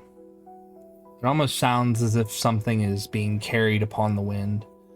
And something draws you to the door to the privy. Nature calls. Do you open the door? I'll take a cautious, like, I'm not gonna, like, bam, boom, baby, open it, but, like, I'm going to, like, peek in, because I don't know, maybe when I was down at the other side of the hall, maybe Jymbo's in there, or somebody's in there, I don't want to, like, peek in on somebody. I might do, like, a little tentative knock before I make a peek. So you knock on the door? Well, yeah, it'd be rude not to. It's a bathroom. Okay. As you knock on the door, you hear nothing. And when I say you hear nothing, I don't mean that there is nothing on the other end of the door. I mean that all sounds that you had heard previously, whether it was the creaking of the floorboards, the whispering of the wind, it all goes silent. You hear nothing. Like, all sound stops. Yes.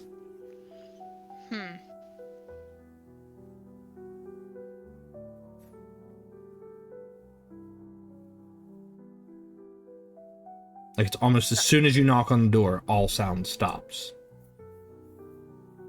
Something squirrely's going on here.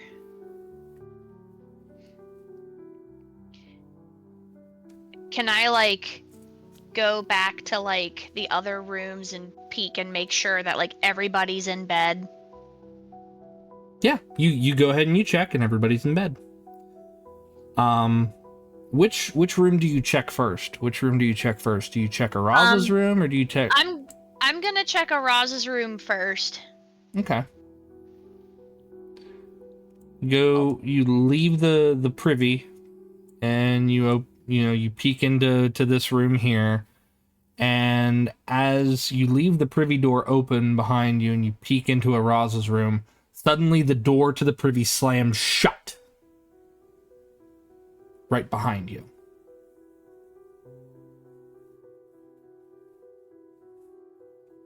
Hey, Argon. Can I hear? Oh yeah. Come see what's going on then.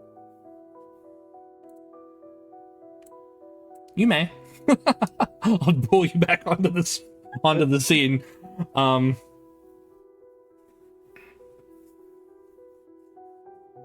What's going on? Something squirrely's going on in that privy over there. Because I think everybody's in bed, or they should be. But when I knocked on the door, everything just got quiet, like no noise at all. And as soon as I turned to check on Araza, the door slammed shut.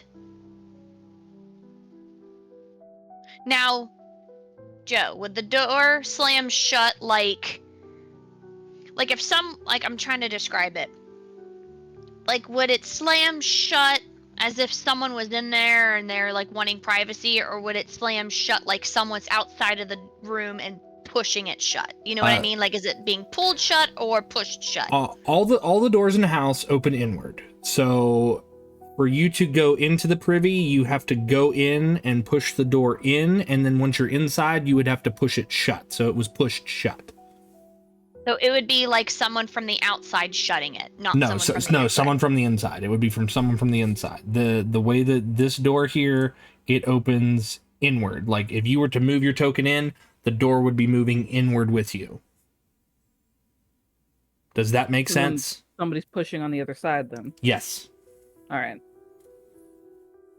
Like, I haven't checked on Grimm or Jymbo yet to see if maybe they're in there and just want some privacy, but as soon as I turned around and my back was turned to the door, it was slammed shut. I know Jymbo would shout, and Grimm would probably say something if they were in there doing whatever they need to do in the middle of the night, but I think there's something squirrely going on in there. All right. Can we open the door? Is it locked or? Do you try to open the door? Yeah, grab the knob, see if I can open it. Yeah, the door opens. No, I'm just thinking, you sure it wasn't your imagination? Take a step inside. It's in this room, right? No, the privy's over here. So, like, Warren was standing in front of the door. But you two step side by side, like, you sidestep one another so you can get through. This is a bathroom? Yeah. This is the chamber pot, and then this is, like, a weird little bathtub. Oh man, I could have made a joke about, well, maybe somebody just doesn't want to, But somebody watching them go to the bathroom. Argon, as soon as you open the door, your divine sense kicks, and what hadn't been seen before is seen now.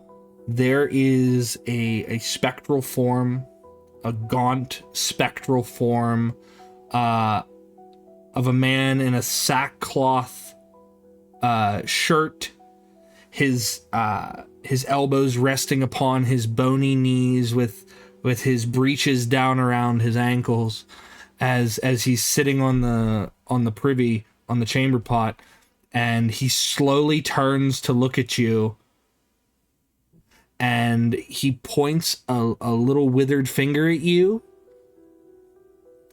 and he disappears as if he gets sucked into the chamber pot. We got haunted toilets.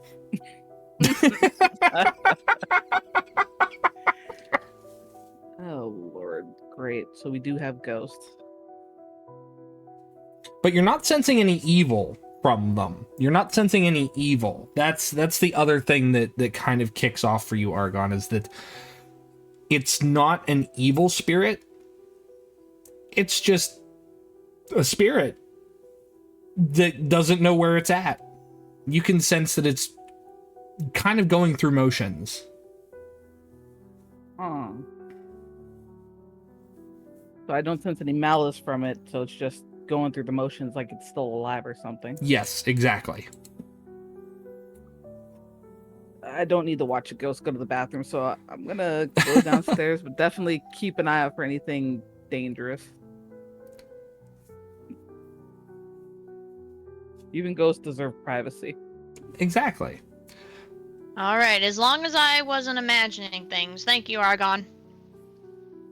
I'm just gonna pretend like I never saw that. That's fair. But Warren, the rest of your watch goes by. You and Argon's watch go by uneventfully. When it comes to pass off to the next watch, I assume that the two of you tell Jymbo what you saw in the bathroom. Definitely. Okay. Sure for shits and giggles. Please do not antagonize the toilet ghost. You saw a spirit going to the bathroom. Well, that sounds about normal. I mean, if I was a ghost, I'd be using the privy. I thought if you were dead, you didn't have to use the toilet anymore. So it's Oh, called it's even unfinished ghost. business. So it's You called- see, exactly. You stole it from me, Joe. Sorry, I had to. It was low hanging fruit. I had to. I know exactly the lowest hanging. Okay, I'm good now. But Jymbo, you go on watch, and Warren and Argon, the two of you, manage to nestle in and try to get some sleep. Jymbo, do you do anything specific on your watch after being alerted to the potty poltergeist? Yeah, I'm just gonna kind of talk to the ghosts.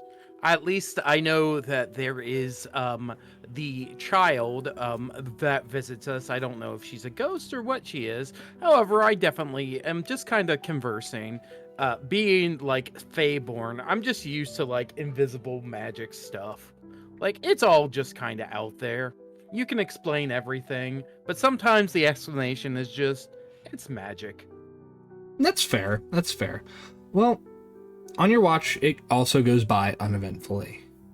You keep an eye out for the toilet ghost, but there's no sight, sound, or scent from him. And you pass off the watch to Grimm and Araza. Well, it's your turn for watch. There was a spirit doing his unfinished business earlier in the evening. I did not witness this. But pretty much it's been uneventful. So there are ghosts here. They're just your normal everyday ghosts. Nothing vengeful. No werewolves. And I go to sleep. And where was this ghost again? Oh, in the restroom. Oh, okay. You might say he Good was to know. also on the second shift, number 2.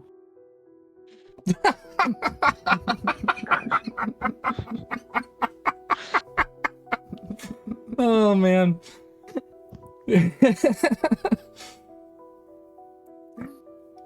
So Grimm and Araza, you're awoken by Jymbo, informed of the potty geist, and what do you do? Bodygeist. I look at Grim. Do you want to watch upstairs? Do you want to watch downstairs? I'll I'm watch fine either way. downstairs. Okay. I'll watch downstairs.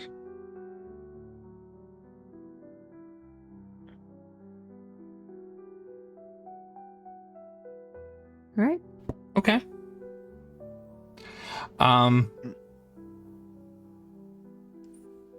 Araza and Grimm, your watch also goes by uneventfully. There's no sign of this specter. There's no sign of anything from the outside trying to get in. And it seems that the preparation you had made to ensure the safety of you and your companions during your time in this home, it wasn't wasted. It might have been a little over prepped, but you still managed well enough to keep this area secured. And by that time, morning comes. You hear the crowing of a rooster outside. You hear that the town is lively is not the word I would use to describe the town. But people are bustling about. There are people tending to their pigs, their cows, their chickens. And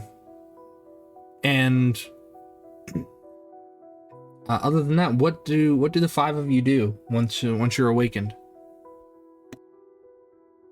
I'll search around the house to see if I see any like wolf tracks or any tracks around the house to see if someone or something was trying to look in on us. Okay. Go ahead and make an investigation check.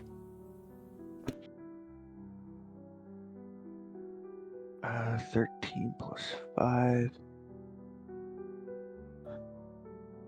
18. No tracks. No one was trying to peek in. You don't even find footprints, like human footprints outside of the windows or anything like that. It seems like people have left you alone.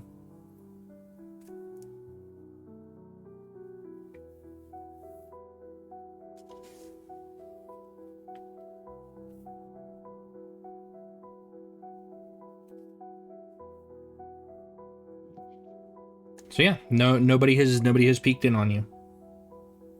Okay. Did we head up to where all the ruckus was coming from? Oh yeah, we should definitely check out that Abbey.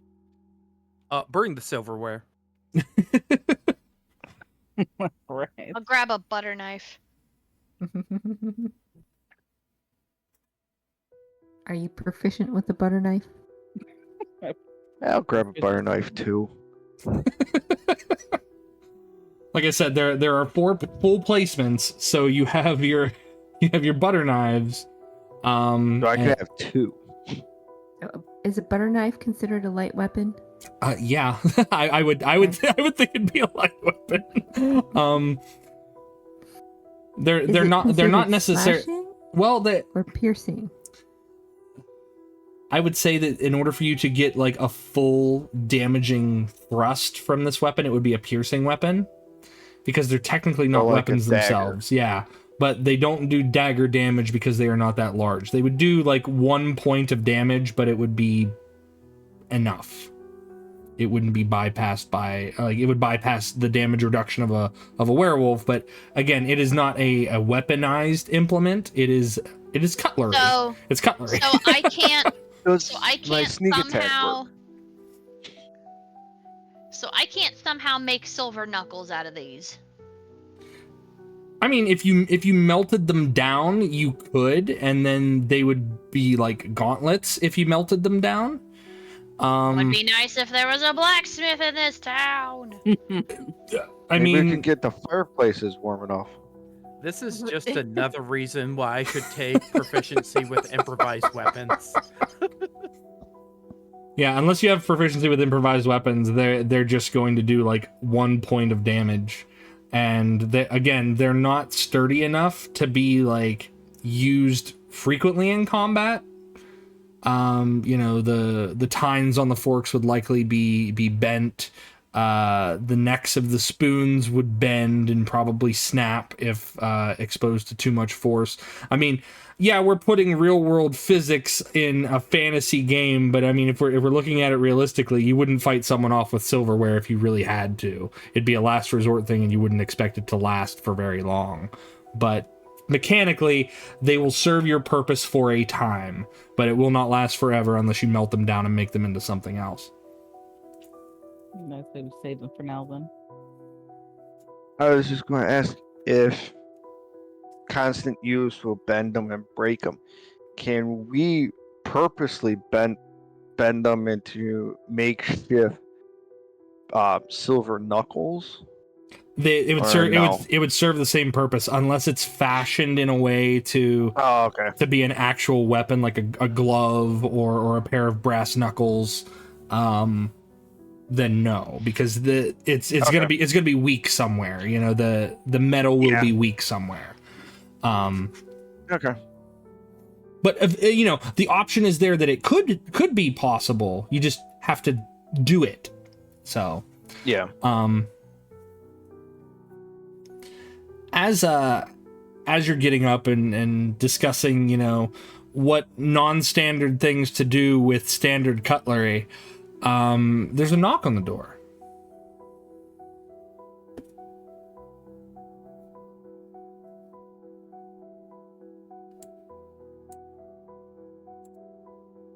Jymbo goes and checks the door. Just kind of cracks it open. Hello, good morning. How are you doing? No idea who it is. It's the Burgermaster. Oh, Burger Man! Hi, how are you this morning? I want to apologize. I might have spoken out of a place that I haven't really been comfortable in a very long time. I know that you're all strangers here, and I had some strong words with your friend, and wherever Warren happens to be in all this, the Burgomaster doesn't invite himself in or anything. He just kind of like stands at the doorway. But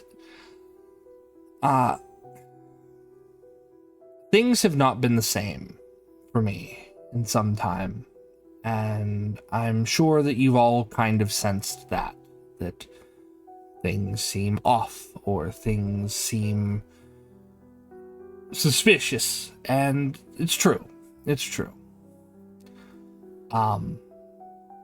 I don't like to hide things from my people, but my people already know what's been going on, and I feel that I need to be forthright and speak to all of you and tell you that I'm currently in mourning, as is my wife. Our son Ilya passed some weeks ago. And I don't feel like my attitude has made your stay here in my town any more enjoyable. So, if you would be so kind, I would invite you to my home to have a meal.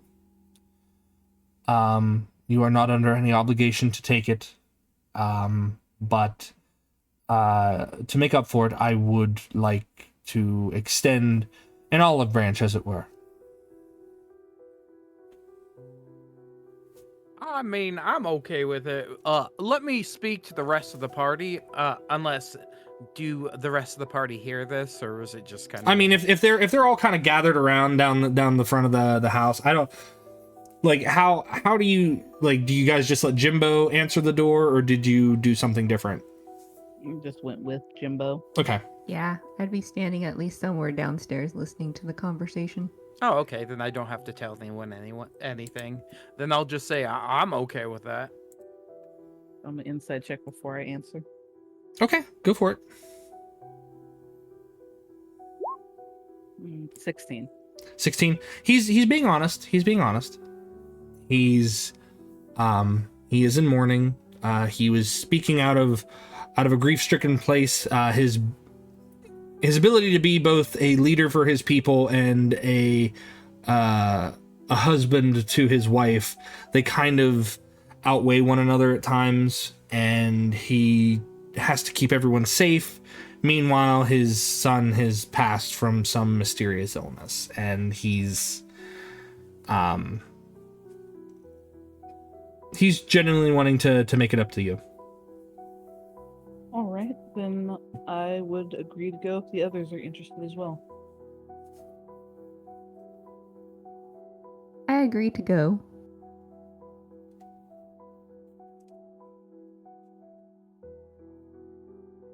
Okay. So Jymbo, Argon, Araza.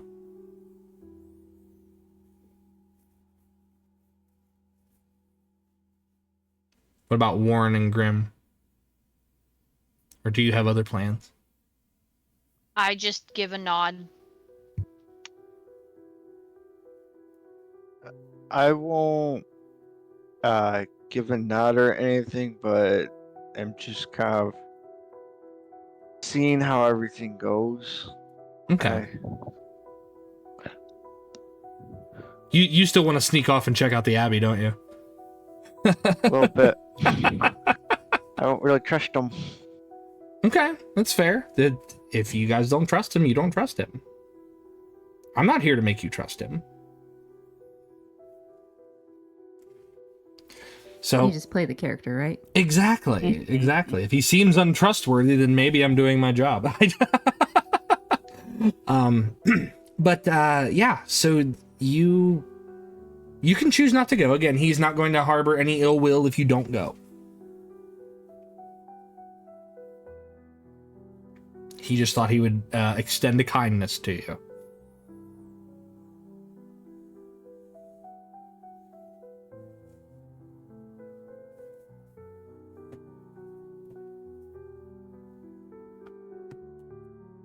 So what do you guys do? I He follow invited him. us over for dinner, right? Oh, I don't follow him.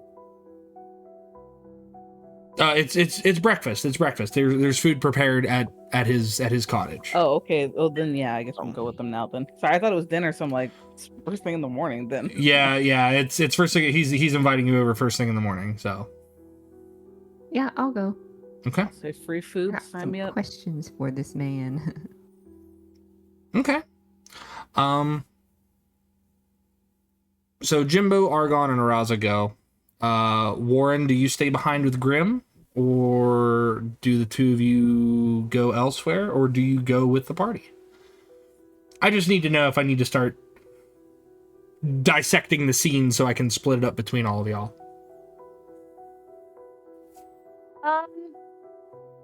I'd probably pick up that Grimm, isn't going. And I'll just tell the others, like, I'll catch up with you. There's actually something that needs repairing in the house. If we're gonna be staying here a while, I noticed some really squeaky patches in the floorboards. So I'll catch up. It's been bothering me. Oh yes, very very much understood. These homes are old, and sometimes there's a little bit more than a creek or two in the woods. So no, I understand. Hopefully your rest here was good. Remember to knock before you use the restroom, just in case.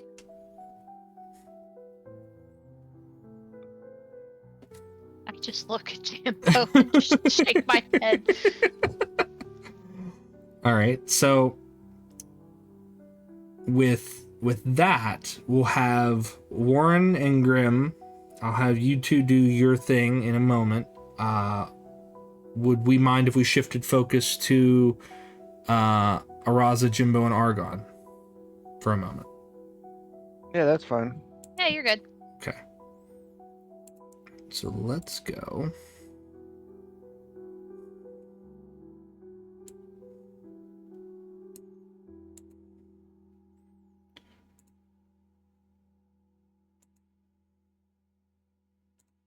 All right.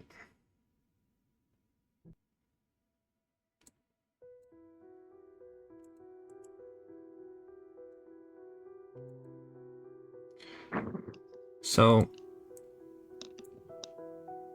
the few of you that do follow the burgomaster back to his cottage,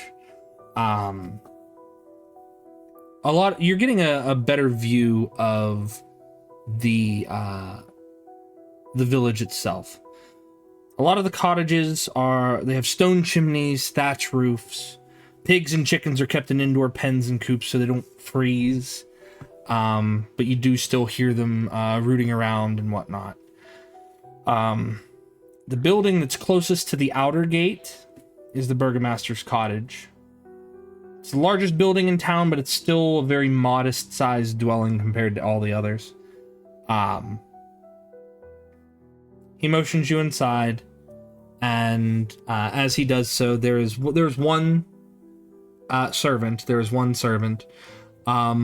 Looks very oddly familiar to you, Argon, and like you had seen them like less than 12 hours ago.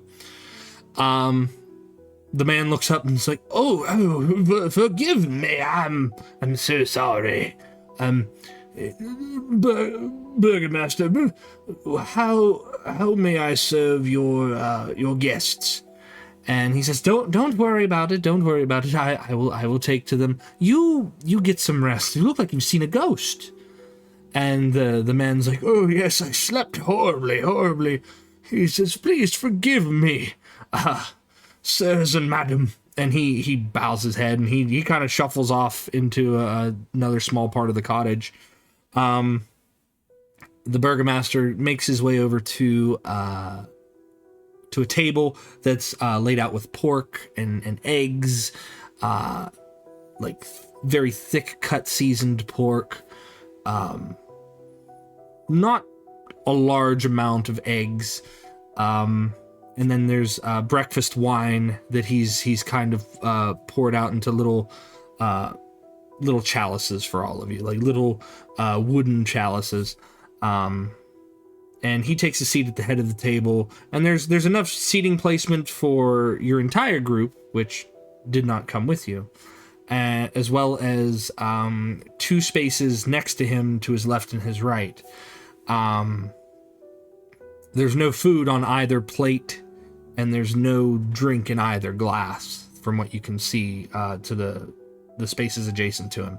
He says, please, have a seat and eat to your heart's content. I'm sure that you've got plenty that you wish to ask of me. I do have questions for you, sir. I hope that I have answers for you.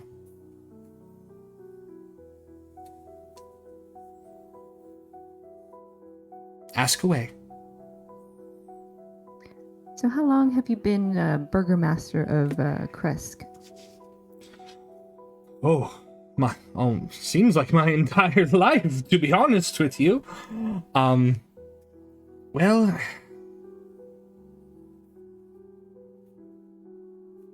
going on 30 years now.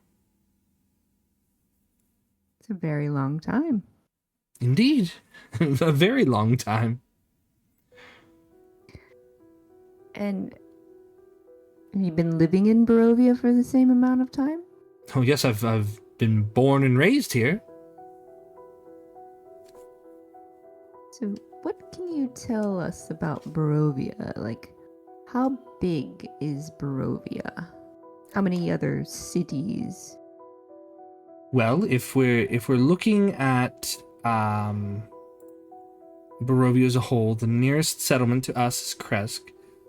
We are Krezk. Forgive me, Vallaki. Barovia, the village, not the country.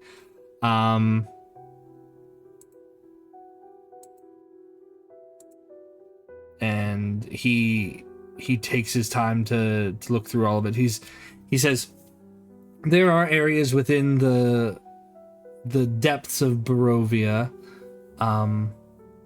but sorely the only villages of any note are Barovia, Vallaki, and us here in Krezk. We don't do much exploration in the Svalich woods. We don't do much exploring of our own at all anymore. There's also a tower near the lake. Some scholar lives up that way. He's ventured here a few times, mainly to get eggs and things of that sort. But he's able to get more of his goods from Vallaki itself. It's a little bit of a trek, but he can do it.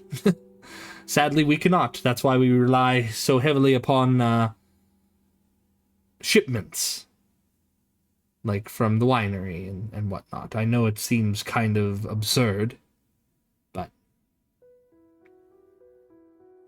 So, speaking of the winery, when we were on the journey to the winery, one of our companions happened to run into a gentleman during the evening. Kind of unusual. Have you ever heard of a person named Strahd? The burgomaster kind of tightens up, visibly. He says, I would be called a fool in Barovia if I didn't know who Strahd was. He is the count of our country. Oh, he counts. See? So, is he the overall ruler or overseer of Barovia? And make an insight check for me, Araza. Go ahead and make an insight check since you're asking him this question.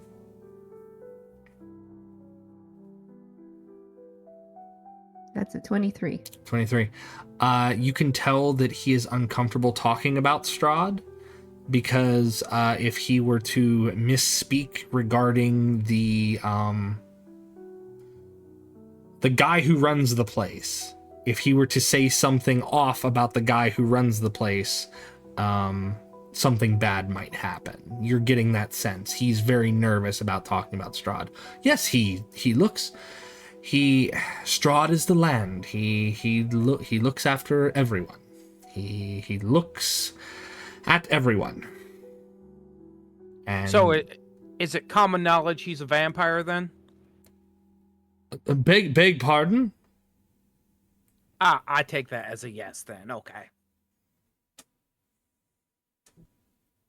Please don't mind my friend's bluntness. Yes, I had the fortune to have a nice little chat with Count Strahd. You see the burgomaster. He stands up from his seat and he makes his way over to where you're sitting, Araza, and he makes a motion as if apologizing first, as he just brushes your hair away from your neck, and he casts a glance to one side and then the other. And upon not finding something, or upon finding something, he seems rather content, and he walks back to his seat and sits down. No, I did not offer him my blood. Oh, That's what you were checking for. if he wanted it, he would just take it. Oh, I gathered that in my conversation with him. I see. Well, he is the land after all. He is he goes where he likes. And he says, but yes, he is the count of our land. He oversees everything that goes on in Barovia. There's very little that he doesn't know because he has eyes and ears everywhere, and he is not ashamed to let you know about this. I'm sure he told you. I gathered that as much from our conversation as well. But I can see that he is a very touchy subject for you to chat about. So can you share with us a little bit more about Vallaki? Is that the other city that you were talking about? Yes. Vallaki. If you were to follow the Old Svalich Road to the east, it will take you across the Luna River, and you'll cross a bridge, and near Lake Zarovich, he says, do you have a map by chance? I do, actually. If you check your journals, in your journal tab, everybody, there is a map that Strahd has given you, where you see like your character handouts, and this goes for everybody. So Jymbo, Warren, Grimm, all of you can access this. You can click Strahd's map, and then you can make it bigger, and you can see where you are in terms of Krezk, and how far you would need to go to Vallaki, all of the places in which are being mentioned. Is this in D&D Beyond or? It's in Roll20. It's in Roll20.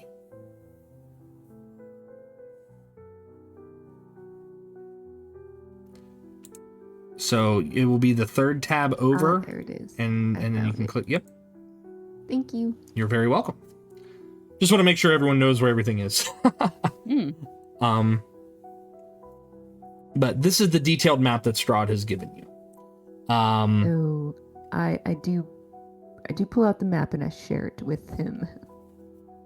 And he makes a motion and he says, it's a couple days. It's a couple days. Not going to sugarcoat it. That's where the owner of the home in which you stayed, he had been heading. His wife and his child were heading that way towards Vallaki. We have not heard from them, and well, I've told you what's happened to him. Barovia is not a very forgiving place, and I would be remiss to tell you that it is not safe no matter where you go. I, with the walls around my village, try to keep things as safe as possible. The walls keep things out. I have a question. Do you know, and I know we have asked this before about silver, do you know where we might secure some silver weapons? Since we are, there are lots of critters around here that we might need to defend ourselves against. Well, if you're looking for a smithy, then Vallaki would be the place to find one. Vallaki or Barovia.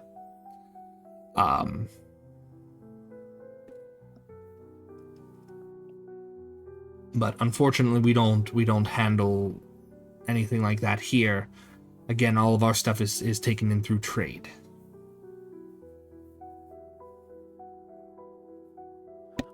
Okay, and one more set of questions. Is there anything you can tell us about the Abbey? It seems to be kind of. I don't feel like you were telling us everything last night. I'm gonna be honest, and since we are dealing with, vampires, ghosts, fae, oh yeah, you don't know about those other two. Well, anyhow, since we're dealing with such things, are there werewolves up there? In the Abbey? Gods, I hope not. And he sits for a moment and he says, the abbot has overtaken the Abbey as a means to keep up the faith around here. Things are dour, things are grim. And hopes are not high. He is busy with some project of which I know nothing about, aside from the fact that he is working on one. He's claimed that it will cure us of the disease that is plaguing this land. And he's very adamant that it will work. Whatever it happens to be. Does he have any acquaintances that are druids, perhaps? Because we ran in some druids that were saying some awfully similar things. Well, he is a very devout follower of the Morning Lord. Lathander, I believe he's called. And the hellish howling and ballyhoo that you hear from the Abbey itself, that is also another story. There was a family who had been cursed. And they've taken up residence in the Abbey because they are malformed, to say the least.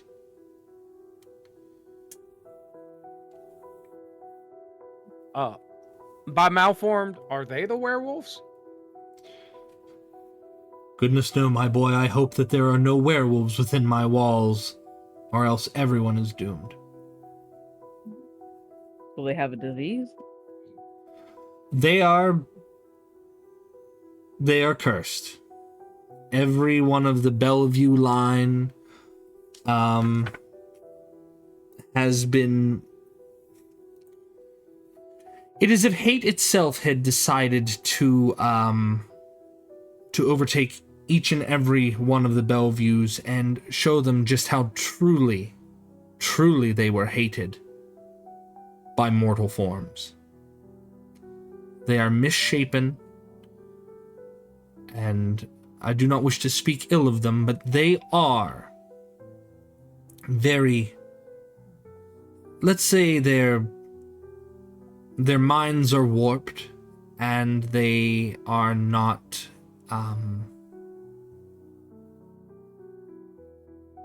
well, I won't sugarcoat it, they're beasts. and he takes a long drink of his wine, and he stands up as he's speaking to all of you, walks over to his wine cabinet and opens up wine that is not morning wine. This is evening wine, and he pours it into his glass, and he returns to the table.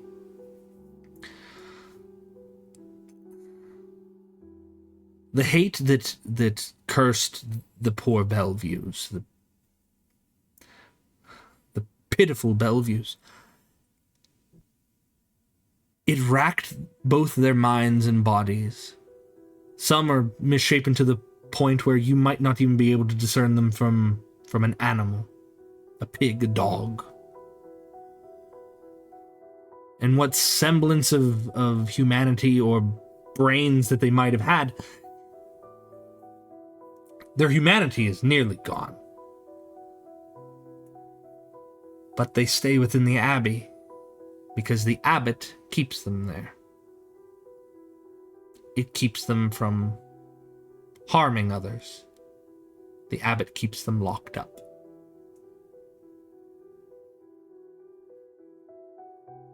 A set of walls within a set of walls, if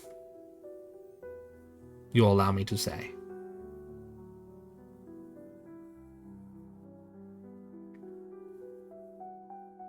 Well, I think that answers my questions then. Thank you for answering them. Did I mention how delicious this food is? It is just lovely. It's all homegrown. And as he says that, you hear like the squeal of a pig being slaughtered just like outside somewhere. I have another question for you, sir. Going back to Vallaki. Yes. Should my friends and I find our way heading towards Vallaki, do you know who the burgomaster is for that area? Well, if things have not changed hands, then yes, of course. I believe it is still... Is it still Vargas? You'd be looking for Vargas Valakovich.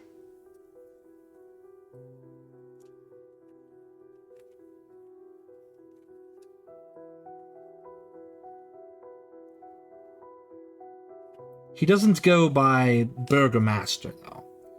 If you do go there and you are to address him, he goes by the Baron, and it is a title that he has decided to fit himself into. Remember when we talked about square pegs and round holes just briefly the other night? Yes. He's decided to whittle off his edges and fit himself solely into the round hole. He has shaped himself to that role. I understand. Thank you. So what you're trying to say is he calls himself Baron because he cannot have any heirs. That makes 100% sense to me.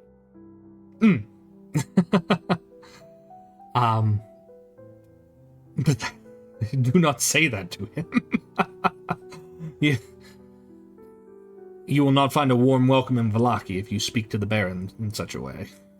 But yes, Vargas Valakovich is his name, and he will be the one that you would want to ingratiate yourself towards.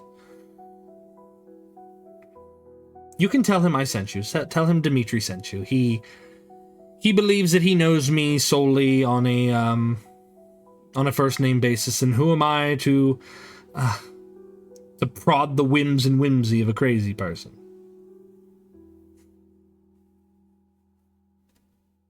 All right. Well, you have answered majority of the questions I have had so far, good sir. Thank you for that. Should I have any others, I can always find you around town, correct? My door is always open.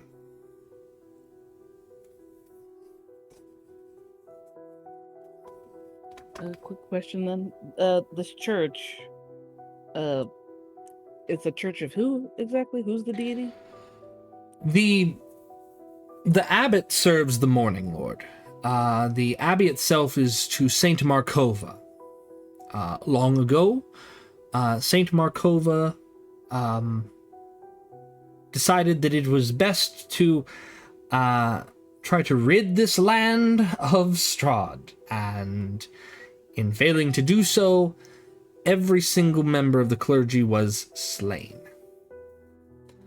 The abbey was left abandoned, and only until somewhat recently, the abbot has taken over and, well, let's just say there's no church coup occurring in Krezk. All right. Well, thank you for the fib.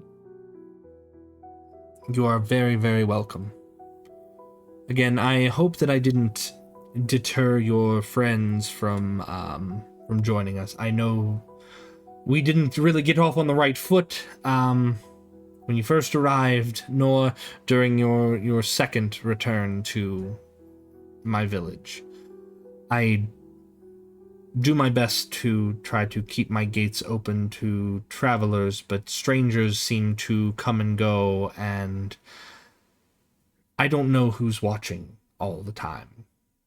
And I wasn't sure that if I could trust the 5 of you.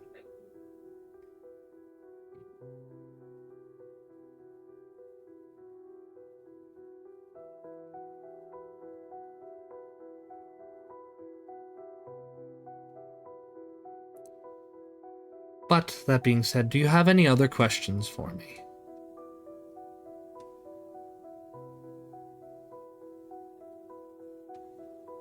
No other questions for me. Above table, real quick. Did he say he had a wife? That's Yes. still alive, right? Yes. All right then. Well, Argon, that's your wife didn't feel like joining us today. She too is in mourning. My wife has not pulled herself from her bed in some time. I've brought meals up to her, and she's lucky to take water anymore. We've been without our son for 7 days, and it has affected us because he was the last of our 4 children. And now, sadly, my wife and I are not of age anymore to conceive another heir, as it were. I'm sorry for your loss. I hope one day your children will get the justice they deserve. Well, illness is unfortunately unrevengeable, if if one could say.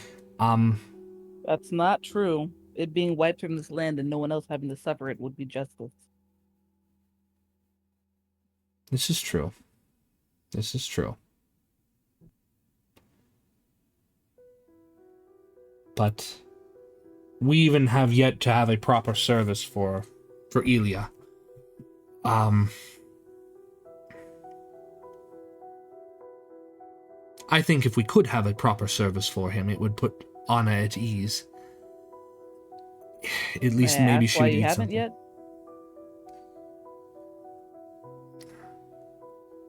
Well, we've not broached that topic. Our son lays in a pine box in the graveyard, and no service again has been done because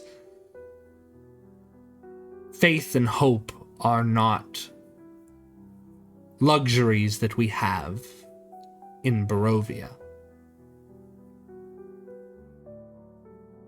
We find ourselves at the ends of wits that we cannot claim to be our own. Well, if you need anybody to perform a funeral rite for your son, I wouldn't mind helping out myself. And you see him take his hands, and he runs his hands across his brow, and he presses his middle and ring fingers to his temples, and it's almost as if he's trying to stifle an emotion. And you hear a slight tremble in his voice, a slight as his shoulders give a faint shudder. And you can see that this is a man that has no more tears. Were he able to cry, he would, but his tears have gone dry. There is no flow of sorrow to cleanse his cheeks.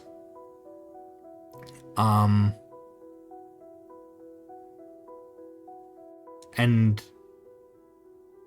you can tell that is something that is a kindness being offered to him that he himself could never repay. If you were to do that. And if, he says, thank you. Thank you. They put a hand on the shoulder. It's like my job to do these kind of things to help people. So you don't have to worry about paying me back. And he puts his hand on your hand as it rests on his shoulders, as if, affirming that yes, this is, he would like this. He would like this to happen.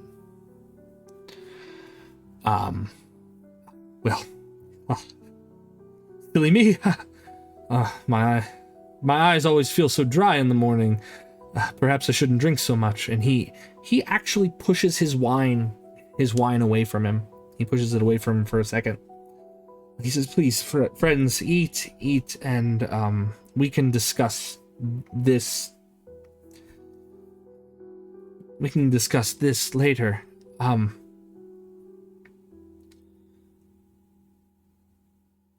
Cutting from this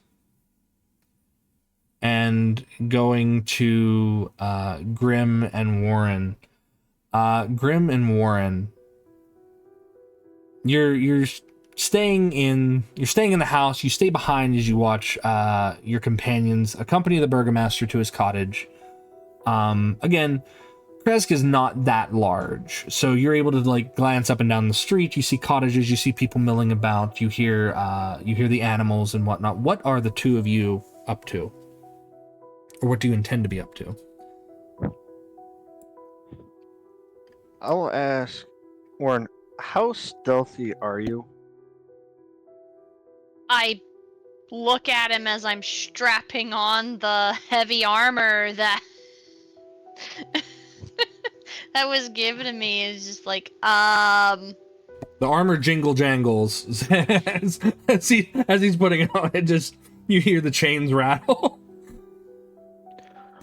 Okay, yeah, I kind of figured that. So, it'll take a couple minutes to get to the Abbey, right? Oh yeah. It's just right up the hill. So let me move the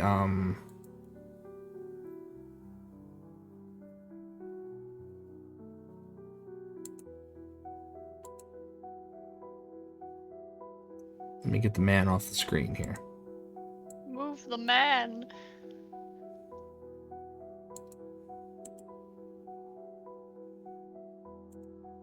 Oh, I moved the whole map.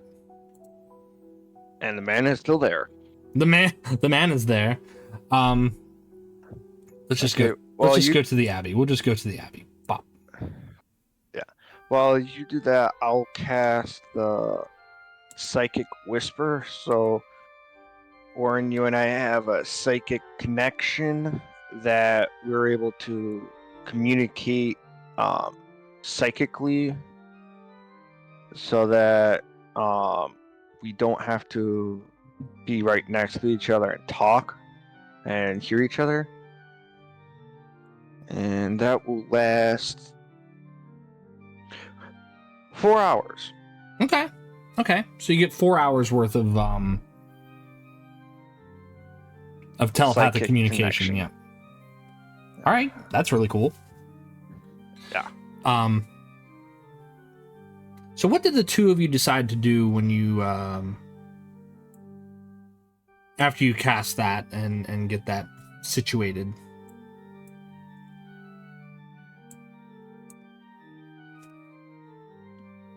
Oh, straight up say, I don't trust him. I think he's hiding stuff from us.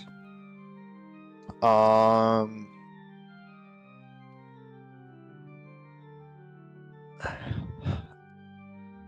think maybe his son became a werewolf because, or something else happened. Like his son might be in the abbot making all that noise, because why would someone that we just talked to, barely talked to twice, go, okay,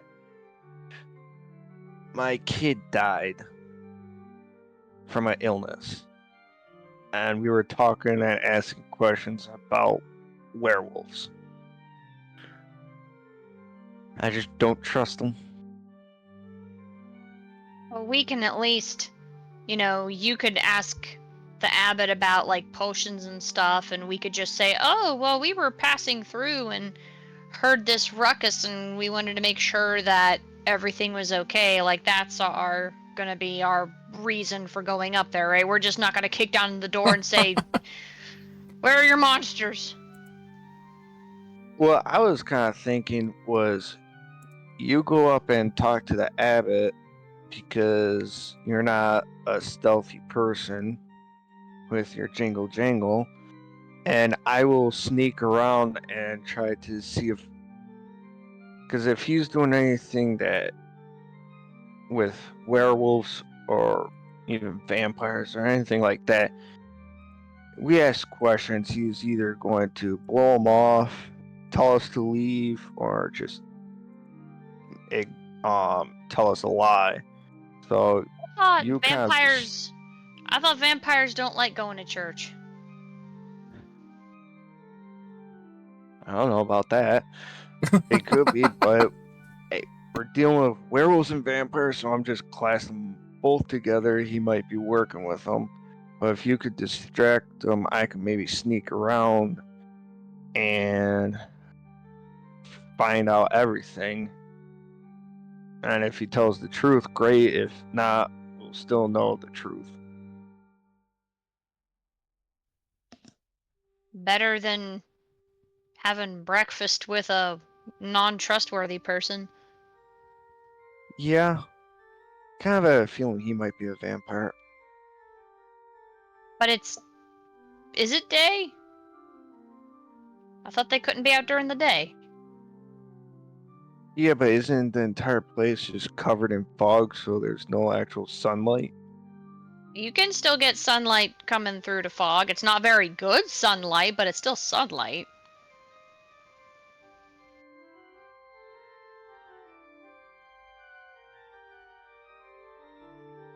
I don't know. Vampires are undead, right? I would have sensed it if he was, right?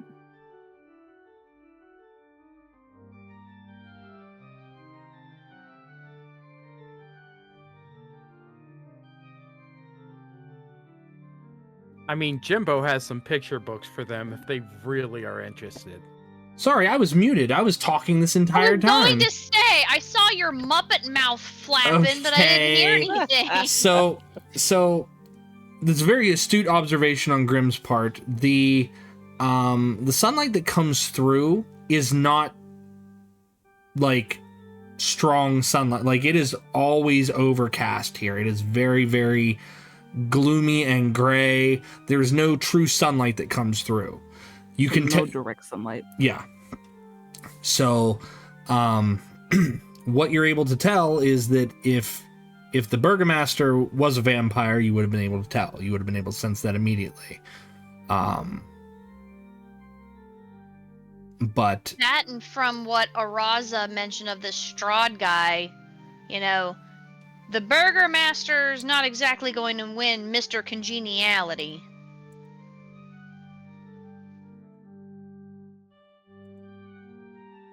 it's true.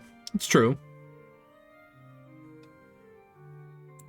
Yeah, my sister used to read these books about vampires, and they were, I don't know, they sparkled in the sun or whatever.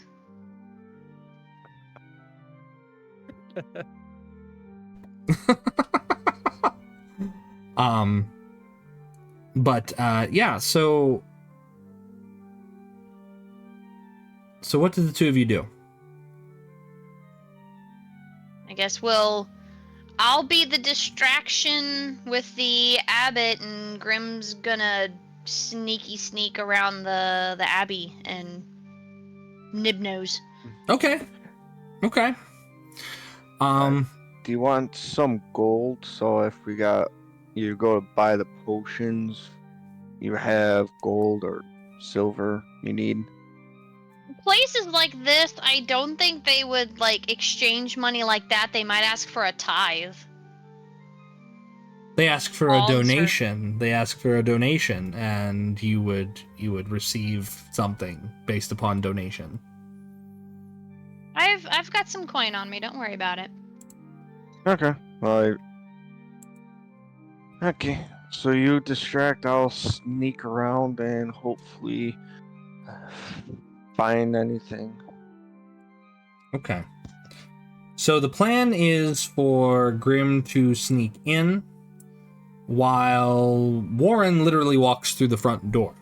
Correct?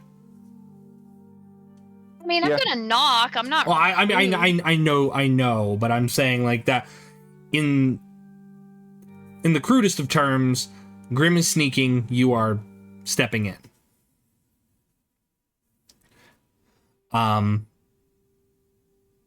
The two of you make your way up the long switchback road. It hugs the cliff and it's about 10 feet wide. There's loose gravel and chunks of broken rock. And the ascent is slow, but kind of treacherous. But the air grows colder as you start getting towards the top, and the winding road switches back on itself at least twice on your way up there. At least twice on your way up there. The road takes you from down here. This is where you start to make your way up. So where did the two of you part? Where did the two of you part from?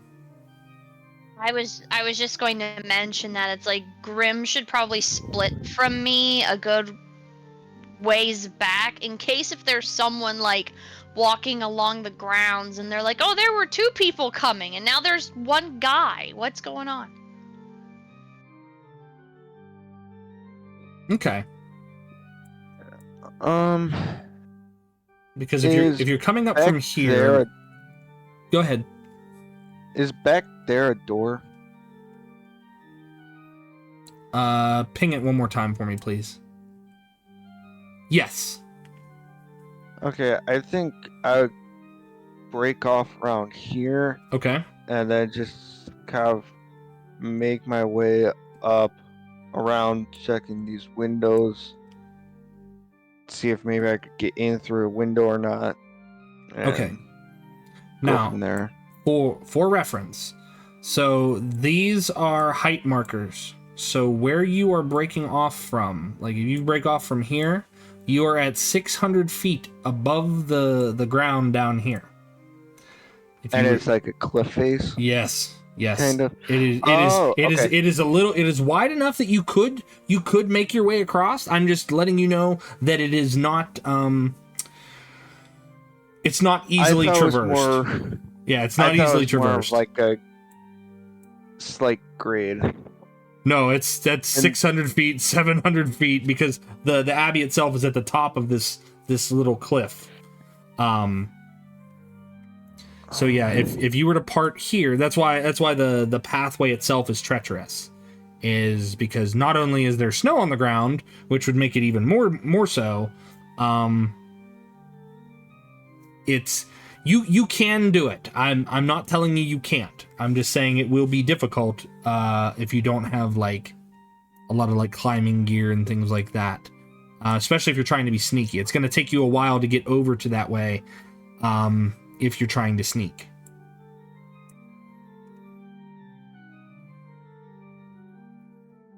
So I leave that up to you.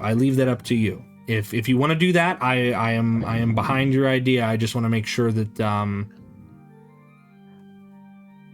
that you're aware that it's not going to be a quick in and out. Warren might have to distract a little longer. I think instead of that, what we do is, like, instead of Warren and I walking up together, Warren starts walking up first, and then I wait a little bit, and then kind of walk up behind him. Okay. So, and then as I get closer that it's not quite as treacherous, like maybe around here, Okay. I kind of sneak off to the side around the trees and then go. That would probably be a lot safer. Yeah. So what I'm gonna have from you first, Grim. You are attempting to stealth, so I want you to make. I need 3 stealth checks from you. And I need to know if any of those are below a 15.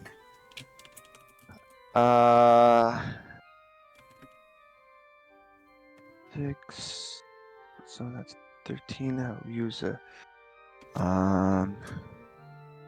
psychic energy die. That's the first one's 18, and I use the psychic energy die. Okay. Second one, ooh, that's a ton. Is 26. Okay, very good. Third one is another 26. Another 26. Okay, awesome. Okay, I will get to what you're doing in a moment because we sent Warren ahead. Yep. So Warren, you make your way towards the gates. And actually, let me drag you lads onto. You're going to be a lot bigger on the map because this map does not scale properly because it is so large. So one moment. Grimm and Warren. All right. You're both out here.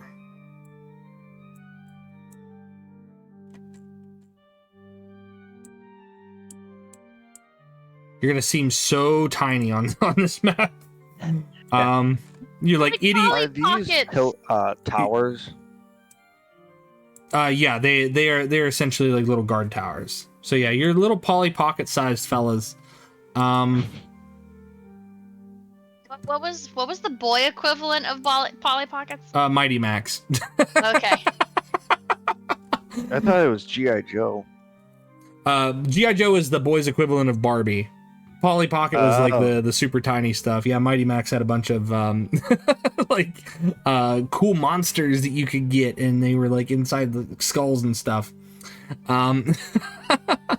So yeah, we have itty bitty Warren over here, itty bitty Grimm. This is the greatest map ever. So Warren, Watch out for them Titans, though. Yeah, right.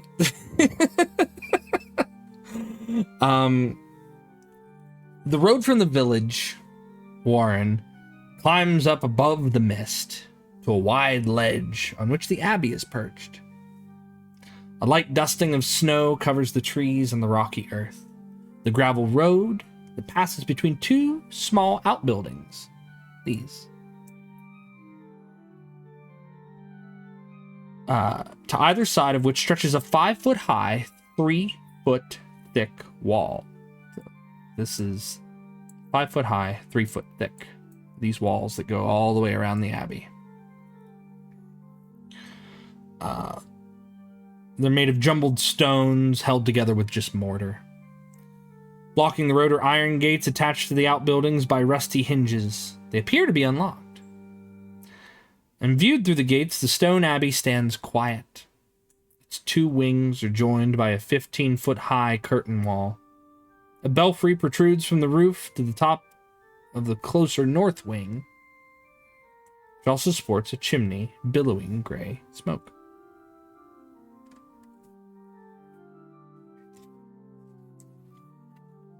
So what do you do, Warren? Is there like a bell or something to notify anybody there that someone's at the gate? Nope. There's not. Hello? It's a church. Just walk in. No, that's rude. Ma, who you, who? And these two creatures come scrambling out of the little lower outer wall, like one from up here and one from down here. One of them is about 4'9", and he's a very squat creature. He looks like a beardless dwarf with like patches of donkey flesh covering his face and body. He's got a human ear and a wolf ear, and his protruding from his snout are fangs, and his arms and hands are human, but his legs are like that of a lion, and he has a donkey tail, and he watches you. He's staring at you with his big old eyes. Who you? I am Warren. War.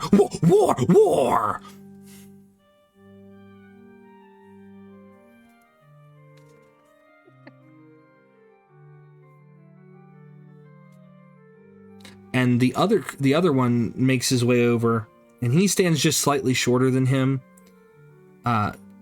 Forgive me, she stands slightly shorter than him.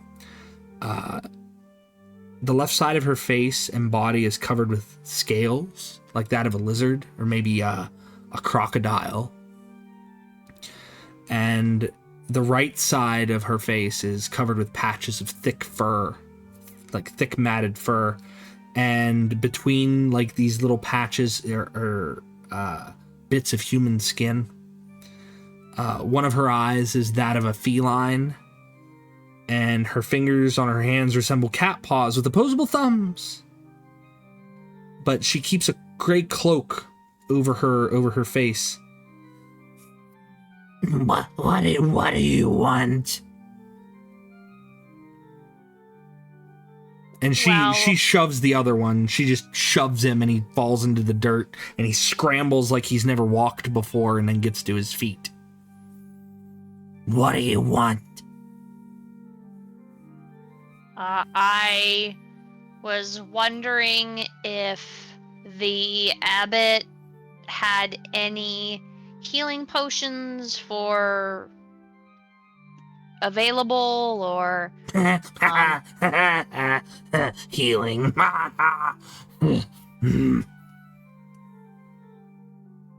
No.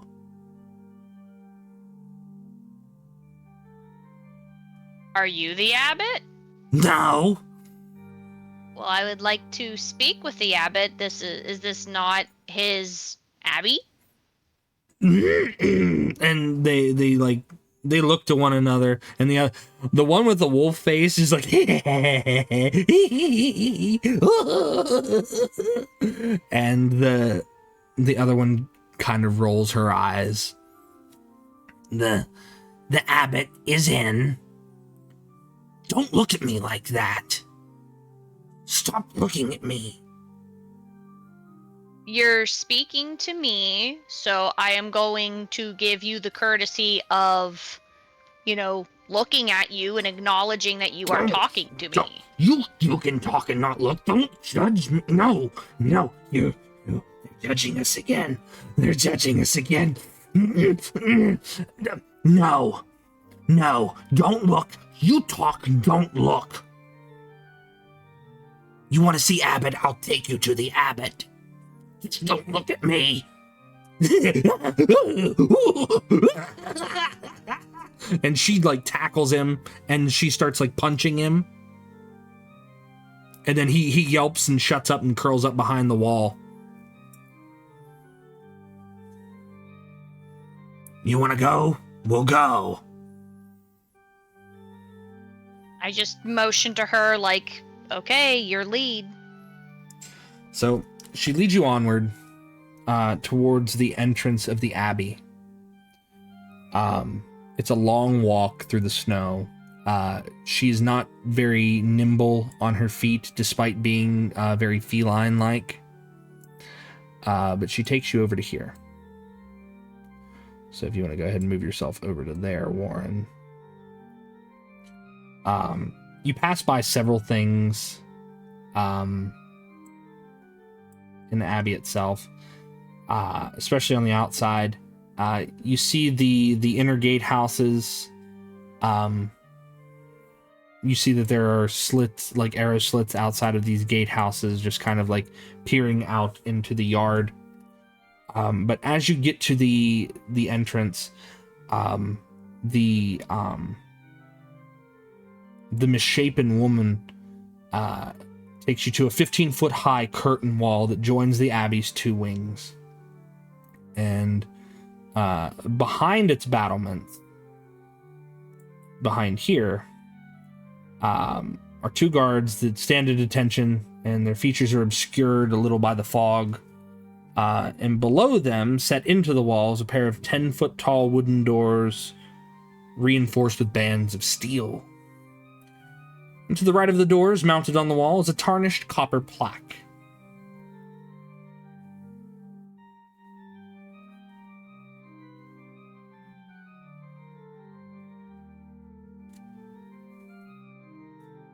But she takes you inside. She's like leading me inside. Am I able to look at the copper plaque as I'm being let in? Yeah, do you read it? It's written in common. Yeah, I'll read it. Okay, the plaque bears the Abbey's name, the Abbey of St. Markovia, and under which that name it says, may her light cure all illness. And upon looking at it, you glance at that, and you cast a glance to the back of the misshapen creature leading you through. It makes you wonder if this is just a bastardized version or some cruel cosmic joke upon the creatures that live here.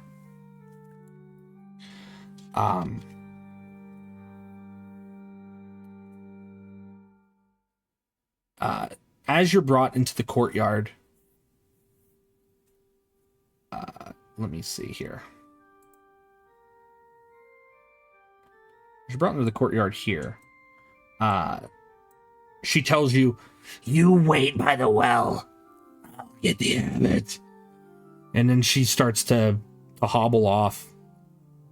A thick fog fills the courtyard and it swirls as if the fog itself is eager to escape. The curtain wall that stands 15 foot tall, there are several guards with their backs to you. And being a farm boy, you get a good look at them. They're not guards, they're scarecrows. I'm gonna relay that to Grimm. You're not gonna have much trouble sneaking around. Mental message. What's the distance? What's the distance on that? 1 mile. Well, oh yeah, okay. So yeah, never mind. So I was gonna be like, oh well, depends on how far you are. No, you get that loud and clear. You get that loud and clear. Yeah. So there are wooden doors to the north and to the east, which split into the Abbey's two different wings. In the center of the courtyard is a stone well fitted with an iron winch in which a rope and a bucket are attached, and along the perimeter, tucked under the overhanging wall, are several stone sheds with padlocked wooden doors, as well as 3 shallow alcoves that contain wooden troughs. 2 wooden posts pounded into the rocky earth have iron rings bolted to them, and chained to one of them is a short humanoid with bat wings and spider mandibles. The quiet of the Abbey is shattered by horrible screams coming from the sheds. Are those the same screams that we heard the night before? Oh yes. Oh yes. And I, again, mentally relay to Grimm that this is where that was coming from. So, probably not werewolves. Did I see the creatures that like walked Warren in? Oh yeah, you saw them. The one is still standing guard. The lizard cat woman is the one that brought Warren in. The dog-like humanoid is still remaining like near the gate. It looks like he's just kind of like nestled down into the dirt. From where he was, he's just curled up over here. Okay. So I'll message Warren mentally. Go. Yeah, I don't think werewolves, but it seems like he's Frankensteining together creatures.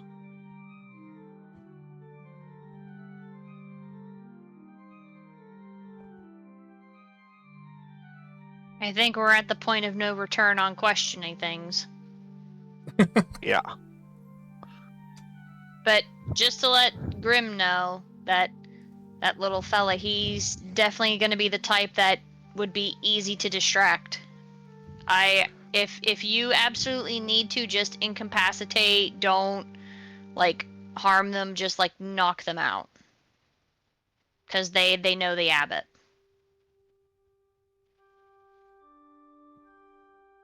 Okay.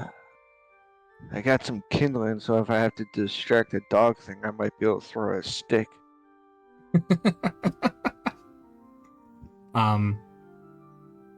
So what do you do? What do you do there, Warren? What's the little spider bat guy like? Is it asleep? Like, does it look like healthy? Like, does it? I mean, I've got some animal handling, but that's gonna be. So the creature is chained between these two posts right here. You would have to get closer to get a better view. But you can stay in the courtyard as long as you don't like poke around some of the doors. You think you're okay. Does that chain look? It's very thick. It is a very thick chain. But like what's the range of that? Like if it were to notice me and do something, I want to be out of range of the chain. The chain itself, let's see, it's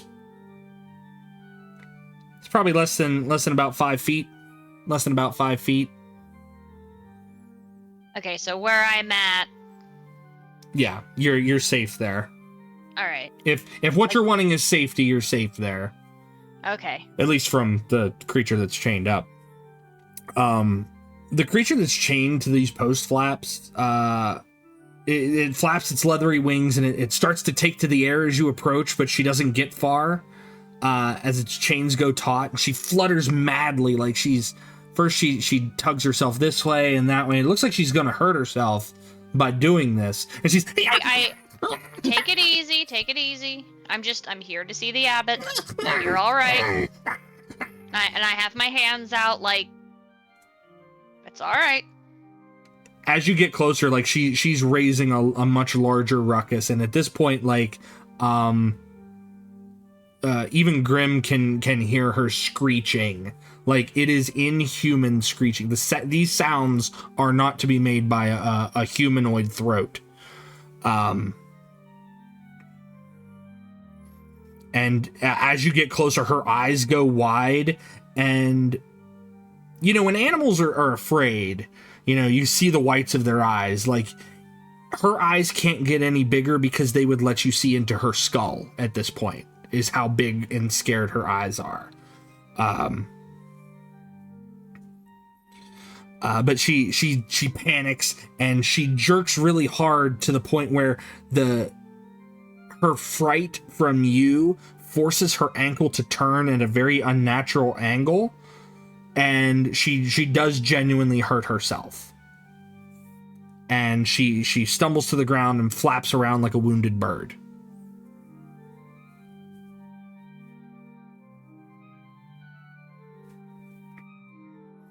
And as you're observing, do you get any closer to her, or do you stay where you're at? I'm just staying where I'm at. Like, I didn't get any closer. Okay. Because I'm sure, like, again, if these beings are part animal, they've got heightened senses, so I'm sure she heard me and smelled me. Yeah. But from what you can see, she's got this stringy black hair that hides a lot of her face. But what's clearly visible are like the spider mandibles and teeth that have replaced where a human mouth would be. She's got the arms and wings of a bat and a cloven hoof in place of her right foot. But the foot that got twisted was her human foot. And she continues to screech, and by this time the reptilian feline lumbers back out and stares over at the creature and is like, shut up, and she picks up a rock and throws it at her, and it hits her and she goes silent. Hey, now that was uncalled for. Called? No, called the abbot. I called the abbot for you. She's noisy. Well, before you conked her in the noggin, she hurt her foot. She needs that looking after. No. And she lumbers closer to you. Come, abbot, talk to you now. Don't look at us. Don't. And she starts to hobble off to take you further into the Abbey, expecting you to follow. I will.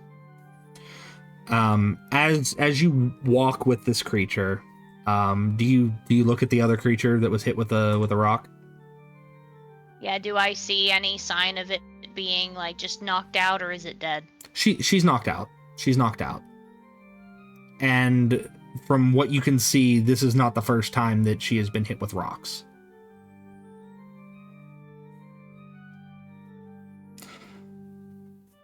You're brought within the Abbey itself, the Abbey proper. Let me bring you in.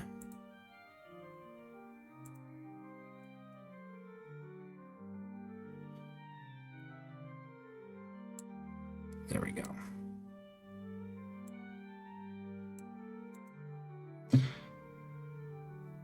All right.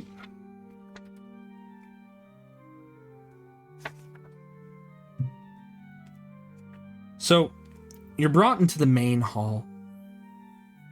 Gentle sounding music trickles down from above, played on a single organ by some unseen master.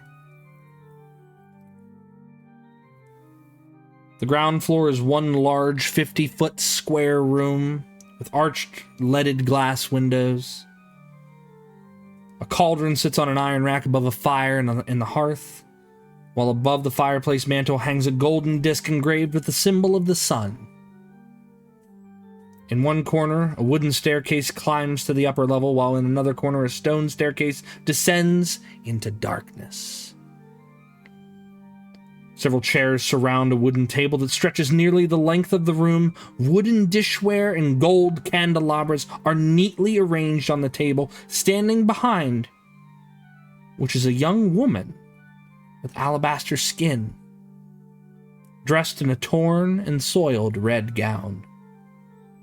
Her auburn hair is neatly bundled so as to not touch her soft shoulders, but she seems lost in her own thoughts. As you're brought in by the reptilian feline, a handsome young man in a brown monk's robe gently takes the woman by her hand. A painted wooden holy symbol that depicts the sun hangs from a chain around his neck. And he moves with the grace of a saint.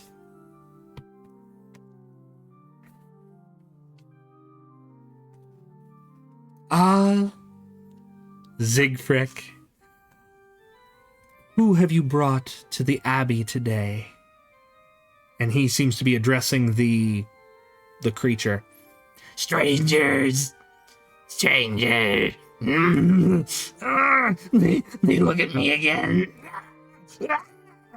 And he reaches over and he places a hand upon her shoulder, and she instantly calms. Now, Siegfried, we know that the Morning Lord does not judge, and those who seek the Morning Lord will not judge you. I've told you this. We will revisit this when we do our readings later, yes? Yes, we'll read. You read to me.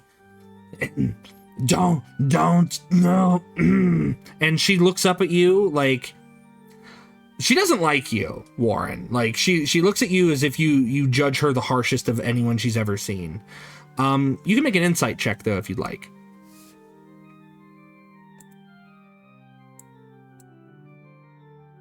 6. 6. No, she just totally hates you. She hates everything about you. She hates that you don't look like her. She hates that she thinks that you're judging her with every glance, with every blink. The fact that your eyes are open are an affront to her existence. That is what you're getting with a 6. I do make a point to at least tell her, thank you for bringing me to the abbot. Sorry to have bothered you. And she grumbles and hobbles off. She gives you a very wide berth. She doesn't brush past you because she doesn't want to touch you. So she goes around and she goes back outside.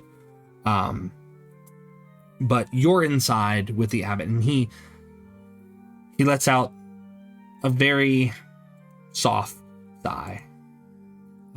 I must apologize for what you must have gone through. Please. There's no need. And he nods his head. He says, Thank you. I do want to mention to him that there is another young lady out there that might need some medical attention for both her head and her foot. Oh, I see. Well, I'll see that it's tended to.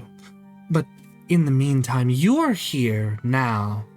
How may I help you, my son? Well, me and my companions, they're actually having breakfast with the Burgermeister, but I wanted to take some time this morning to get some supplies. We came in with the shipment of wine from the winery, and through our travels, we've had quite some tussles, and we're just wondering if you had any healing ointments or tinctures or potions. Well, of course. What kind of charity would I be running if that wasn't the case? Please, you tell me what you need, and I will see to it personally that it is done. Well, I do have a friend who's able to heal, with her magics. A fellow priest. I don't know if she's of the cloth like yourself. My Dragonborn companion, I think he's inclined toward that more. I'm not entirely sure, but I have a few other companions that are more physically adept, rather than magical, and in case if we ever get separated or if our our magic if our magical companions can't get the spells that they need, we can at least have some potions to make things a little easier. Oh, indeed. Well, no, that's completely understandable. And you see that as he's speaking to you, the young woman, she reaches out to grab a fork at the table, and he goes, "Oh, no, Vasilka, no, that is a salad fork. We are having stew. You will use a spoon, Vasilka." And the woman just, and she retreats her hand back into her lap. "I'm so sorry. I'm busy teaching her table manners. So what kind of tinctures and potions might you need?" And I just reach into a little side pocket that I have, and I just show him the Cure Light potion that I have. Something similar to this. Maybe even some. I think I've seen somebody in my hometown have some bandages that were soaked in something similar too for bigger scrapes and injuries as such. But this isn't the only reason why I'm here. When we returned with the wine shipment last night, we heard a very concerning noise coming from the Abbey, and we thought something was amiss. We tried to come to help. Like, we thought the Abbey was under attack, and the Burgermeister. Well, he completely intercepted us and was trying to brush it under the rug, and like, "Oh no, there's nothing wrong. But I couldn't sleep well last night. I was so concerned about you and the others up here at the Abbey that I declined his offer for breakfast and wanted to make sure everybody was okay up here. And for the most part, it seems to be pretty good. And I did discover the source of the noise, and I feel kind of bad for putting off some of your companions here. It just seems like you don't get a lot of visitors for an abbey. That just seems strange." Well, in fairness, I am to blame for the poor wretches that are lurking across the grounds. The curse that's befallen their poor mongrels, it's not something that I'm able to fix. And again, I am to blame for that. They seek guidance, but they don't know how to ask for it. And by keeping them in the Abbey, I keep them from causing harm to the people of the village. There are slews and dozens upon dozens of these poor wretched creatures here within the Abbey. Cloven and myself, we take care of them. I see to it that they are fed, and they go about their business. They don't leave the Abbey unless I would give them permission to do so. As you can see, they are not fit for proper society. And as he says that, the woman who's sitting there, she reaches for like another utensil. Vasilka, I told you. Perhaps stew was a little hasty of me. Please. And he takes the bowl away, and she's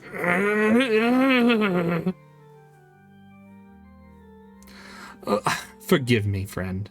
I didn't catch your name. You can call me Warren. Warren. Everyone here calls me the Abbot. And you may call me the Abbot as well. Well, Abbot,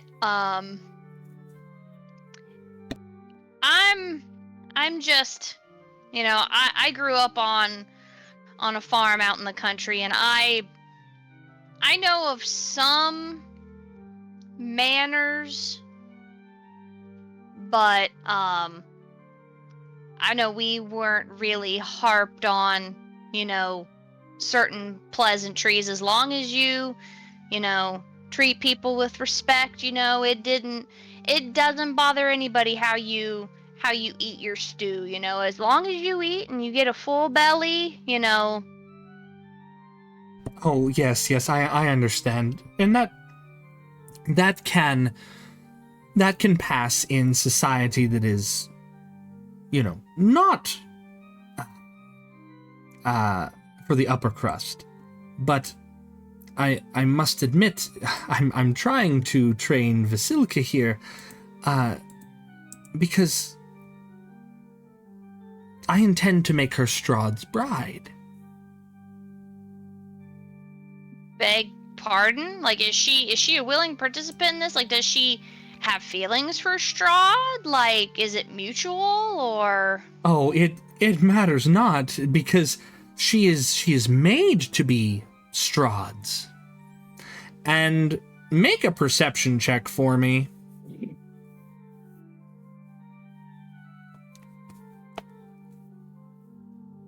$11? It does not take much for you to see that, she is not a regular humanoid. You cast a glance over, you can see the stitching on her hands and on her skin. You can see that there are seams and powder that has been tapped onto her flesh to make it not seem so preserved. She's not an undead creature, because she does not move like one. She does not have the rigidity of rigor mortis in her skin. But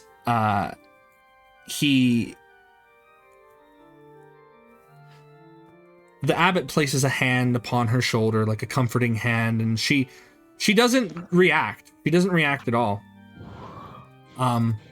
And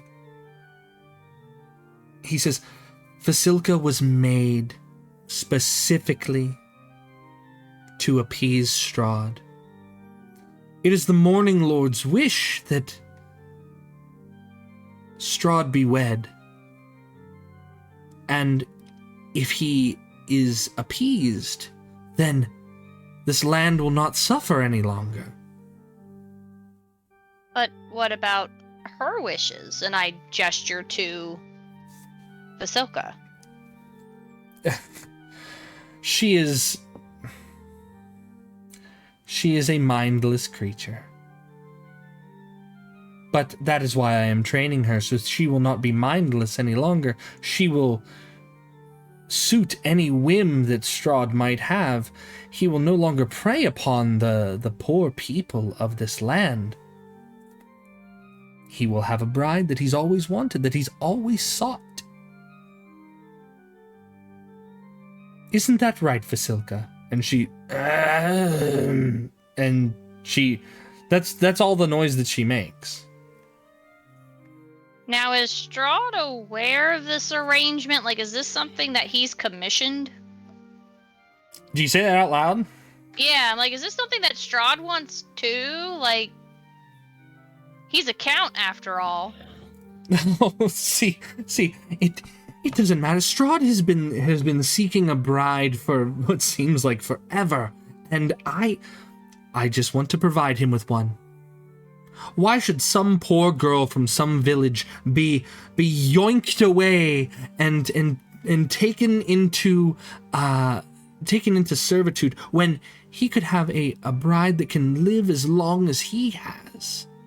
I've crafted her specifically. I've found the most ample and suitable features for her. Vasilka will be an ideal bride. But haven't you done pretty much the same thing Strahd has done? I don't follow. You mentioned, young maidens being taken away from their homes and their villages, and yet you have taken someone from their final resting place to do what you've done here. I'm not sure if you're familiar, but those who die in Barovia, they have one of two fates. They either are soulless and do not return, or if they do have a soul, they are brought back by the grace of the Morning Lord himself.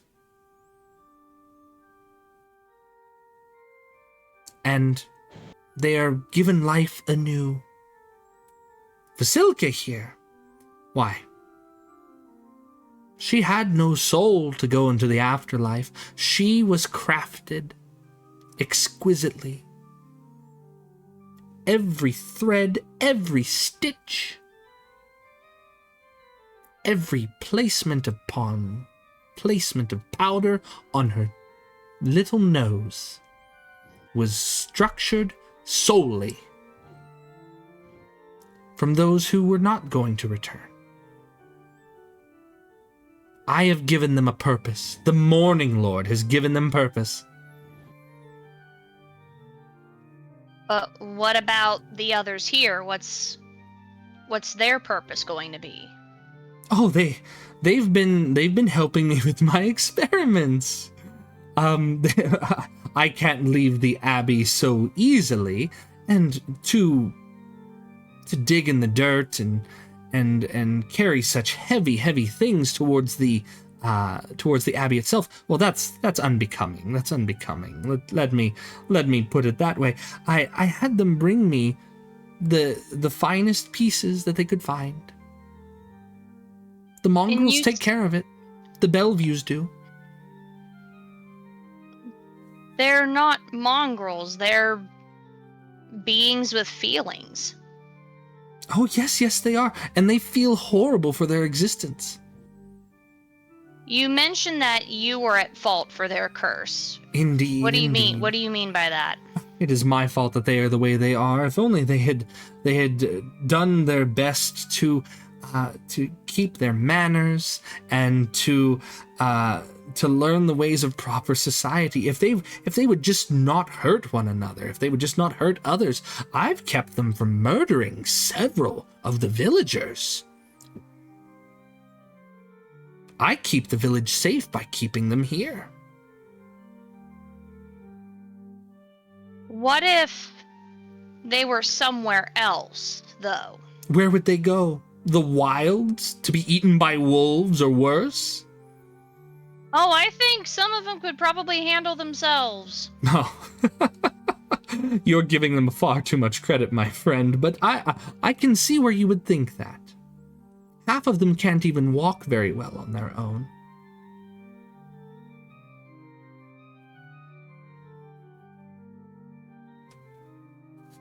But let me ask you something. You've come here seeking potions, and you have a very big heart, one that shows great concern for beings that are clearly below you. You can just push the brakes right there. They are not below anybody else. They have a right. They should have free will, but you have taken that away from them. Is that something that your so-called God would be okay with? The Morning Lord, the Morning Lord takes care of all of his children.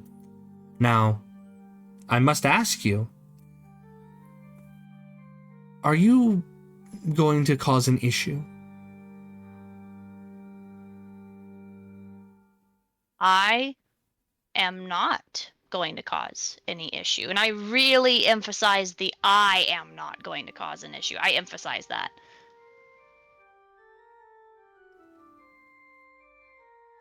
But there's only so much that a free-willed living creature can take before they break. Oh, indeed. And many of the mongrels here have already been broken.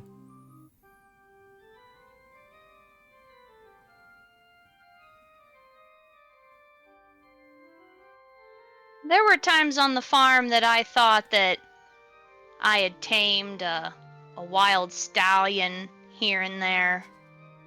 But every so often, I always catch a glimmer.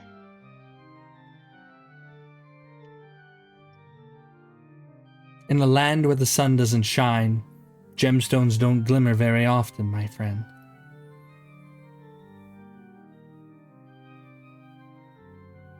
And quickly, we're going to move to Grimm. Grimm, you're skulking around outside. Let's go back to the Abbey.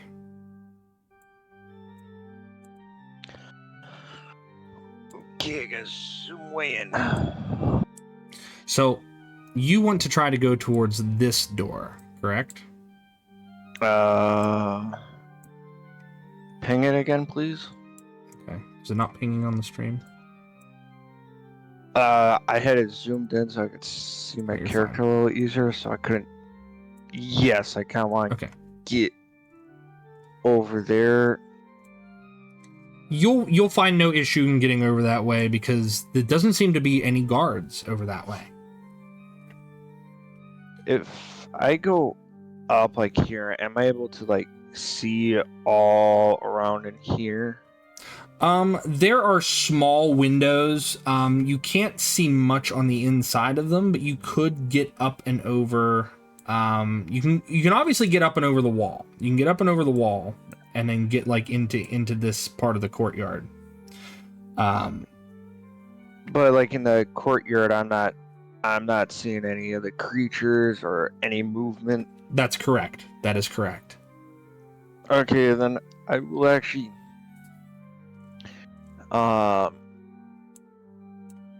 jump into the courtyard over here and maybe go to this window first and peer in, see if I see anything.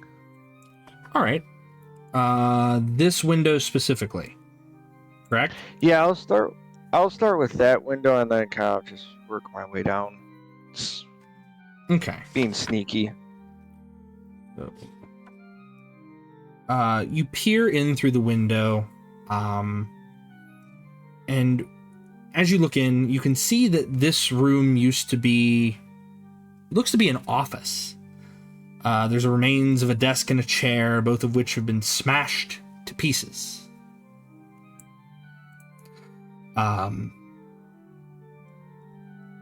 You can't see much. You see a small hallway, and you hear from these nearby rooms laughter, whispers, and there's a strong unnatural odor permeating this area itself. And as you're peering through, you notice that something makes its way down the hallway. It walks with a cumbersome gait. Its arms, one seems to be longer than the other, and the top of its skull has been removed to reveal its brain, and the creature twitches and lumbers up and down this hallway, and as you watch it, you see that it goes from here and works its way down and disappears from sight, but then eventually it comes back. And every time it walks by, namely these two little rooms here, you hear the screeches of whatever's inside stop as the creature lurches and lumbers and drags itself through.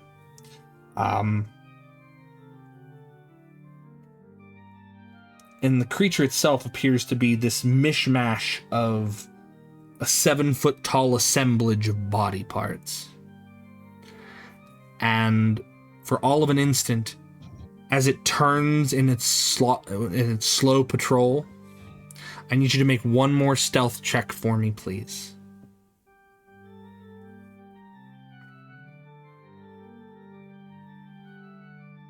8 plus. That's 15. Well, I'll add another of the psychic dice to that. Just bump it up. That'll be a 17. 17. The creature turns, and as you duck down to avoid its gaze, for a second you feel that faint pinprick on the back of your neck that you think you might have been noticed. You think you might have been seen. And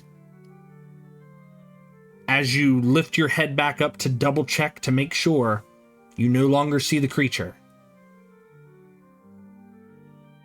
And I think that's where we're going to end for tonight. Because not only is it close to time, it's close to time. So we will resume next week, unless that doesn't work for everybody, 7 p.m. Eastern Standard Time. And we'll see what the I like that the two groups have not realized, like, there's no information between Warren and Grimm and then Araza, Jymbo, and Argon, because they found out that there's stuff going on, that the Burgomaster is not a werewolf, like he's not a vampire, and now that they've found out that the abbot is doing something heinous, but hopefully everyone enjoyed themselves tonight.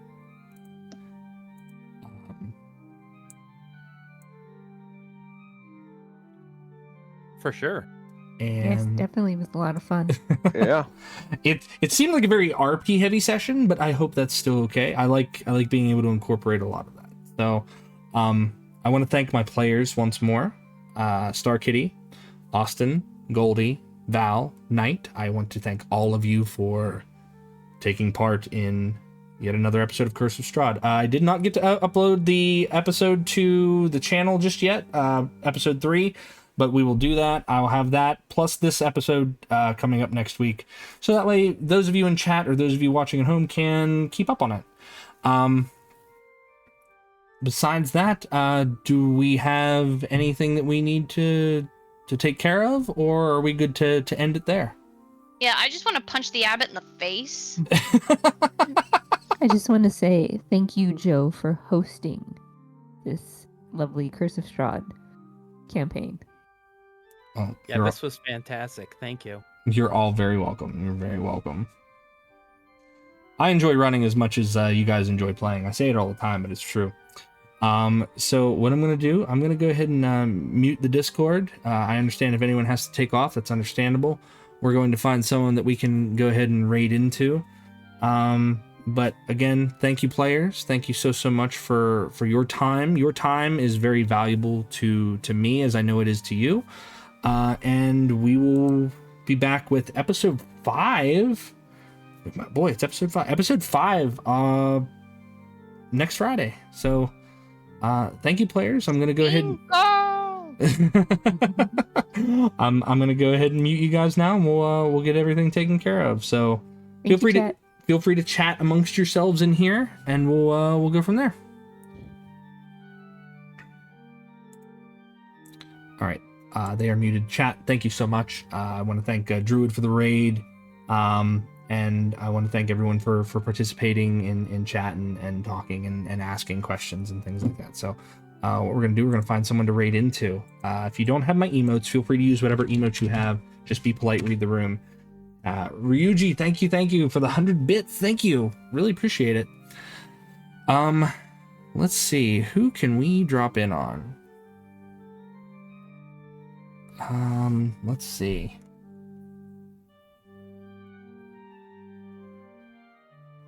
How long has he been streaming?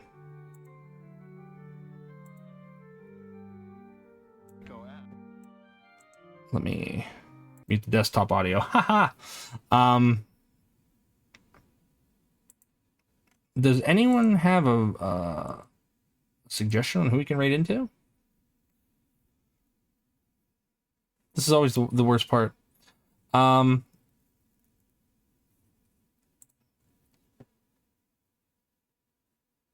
know what I think we'll do? We're gonna drop in on Wookiees and Cookies because I think he's still playing. He's still playing Supermarket Together. I don't know how long he intends to stream for, but we're gonna go ahead and drop in on him anyway. So friends, be polite, read the room, and please be polite to the streamer we're about to drop in on. They might be in the middle of something and may not be able to respond to us right away. Wow. I'm sure they will get to us if they can when they can. If you like the streamer's content, please give them a follow. If you really like their content, give them a subscribe. You're not required to do either, but do remember a follow is free. Friends, I will be back tomorrow, roughly around 7 p.m. Eastern Standard Time. So in the meantime, please stay safe, eat well, stay hydrated, and I'm going to catch you guys in the next one. Bye-bye.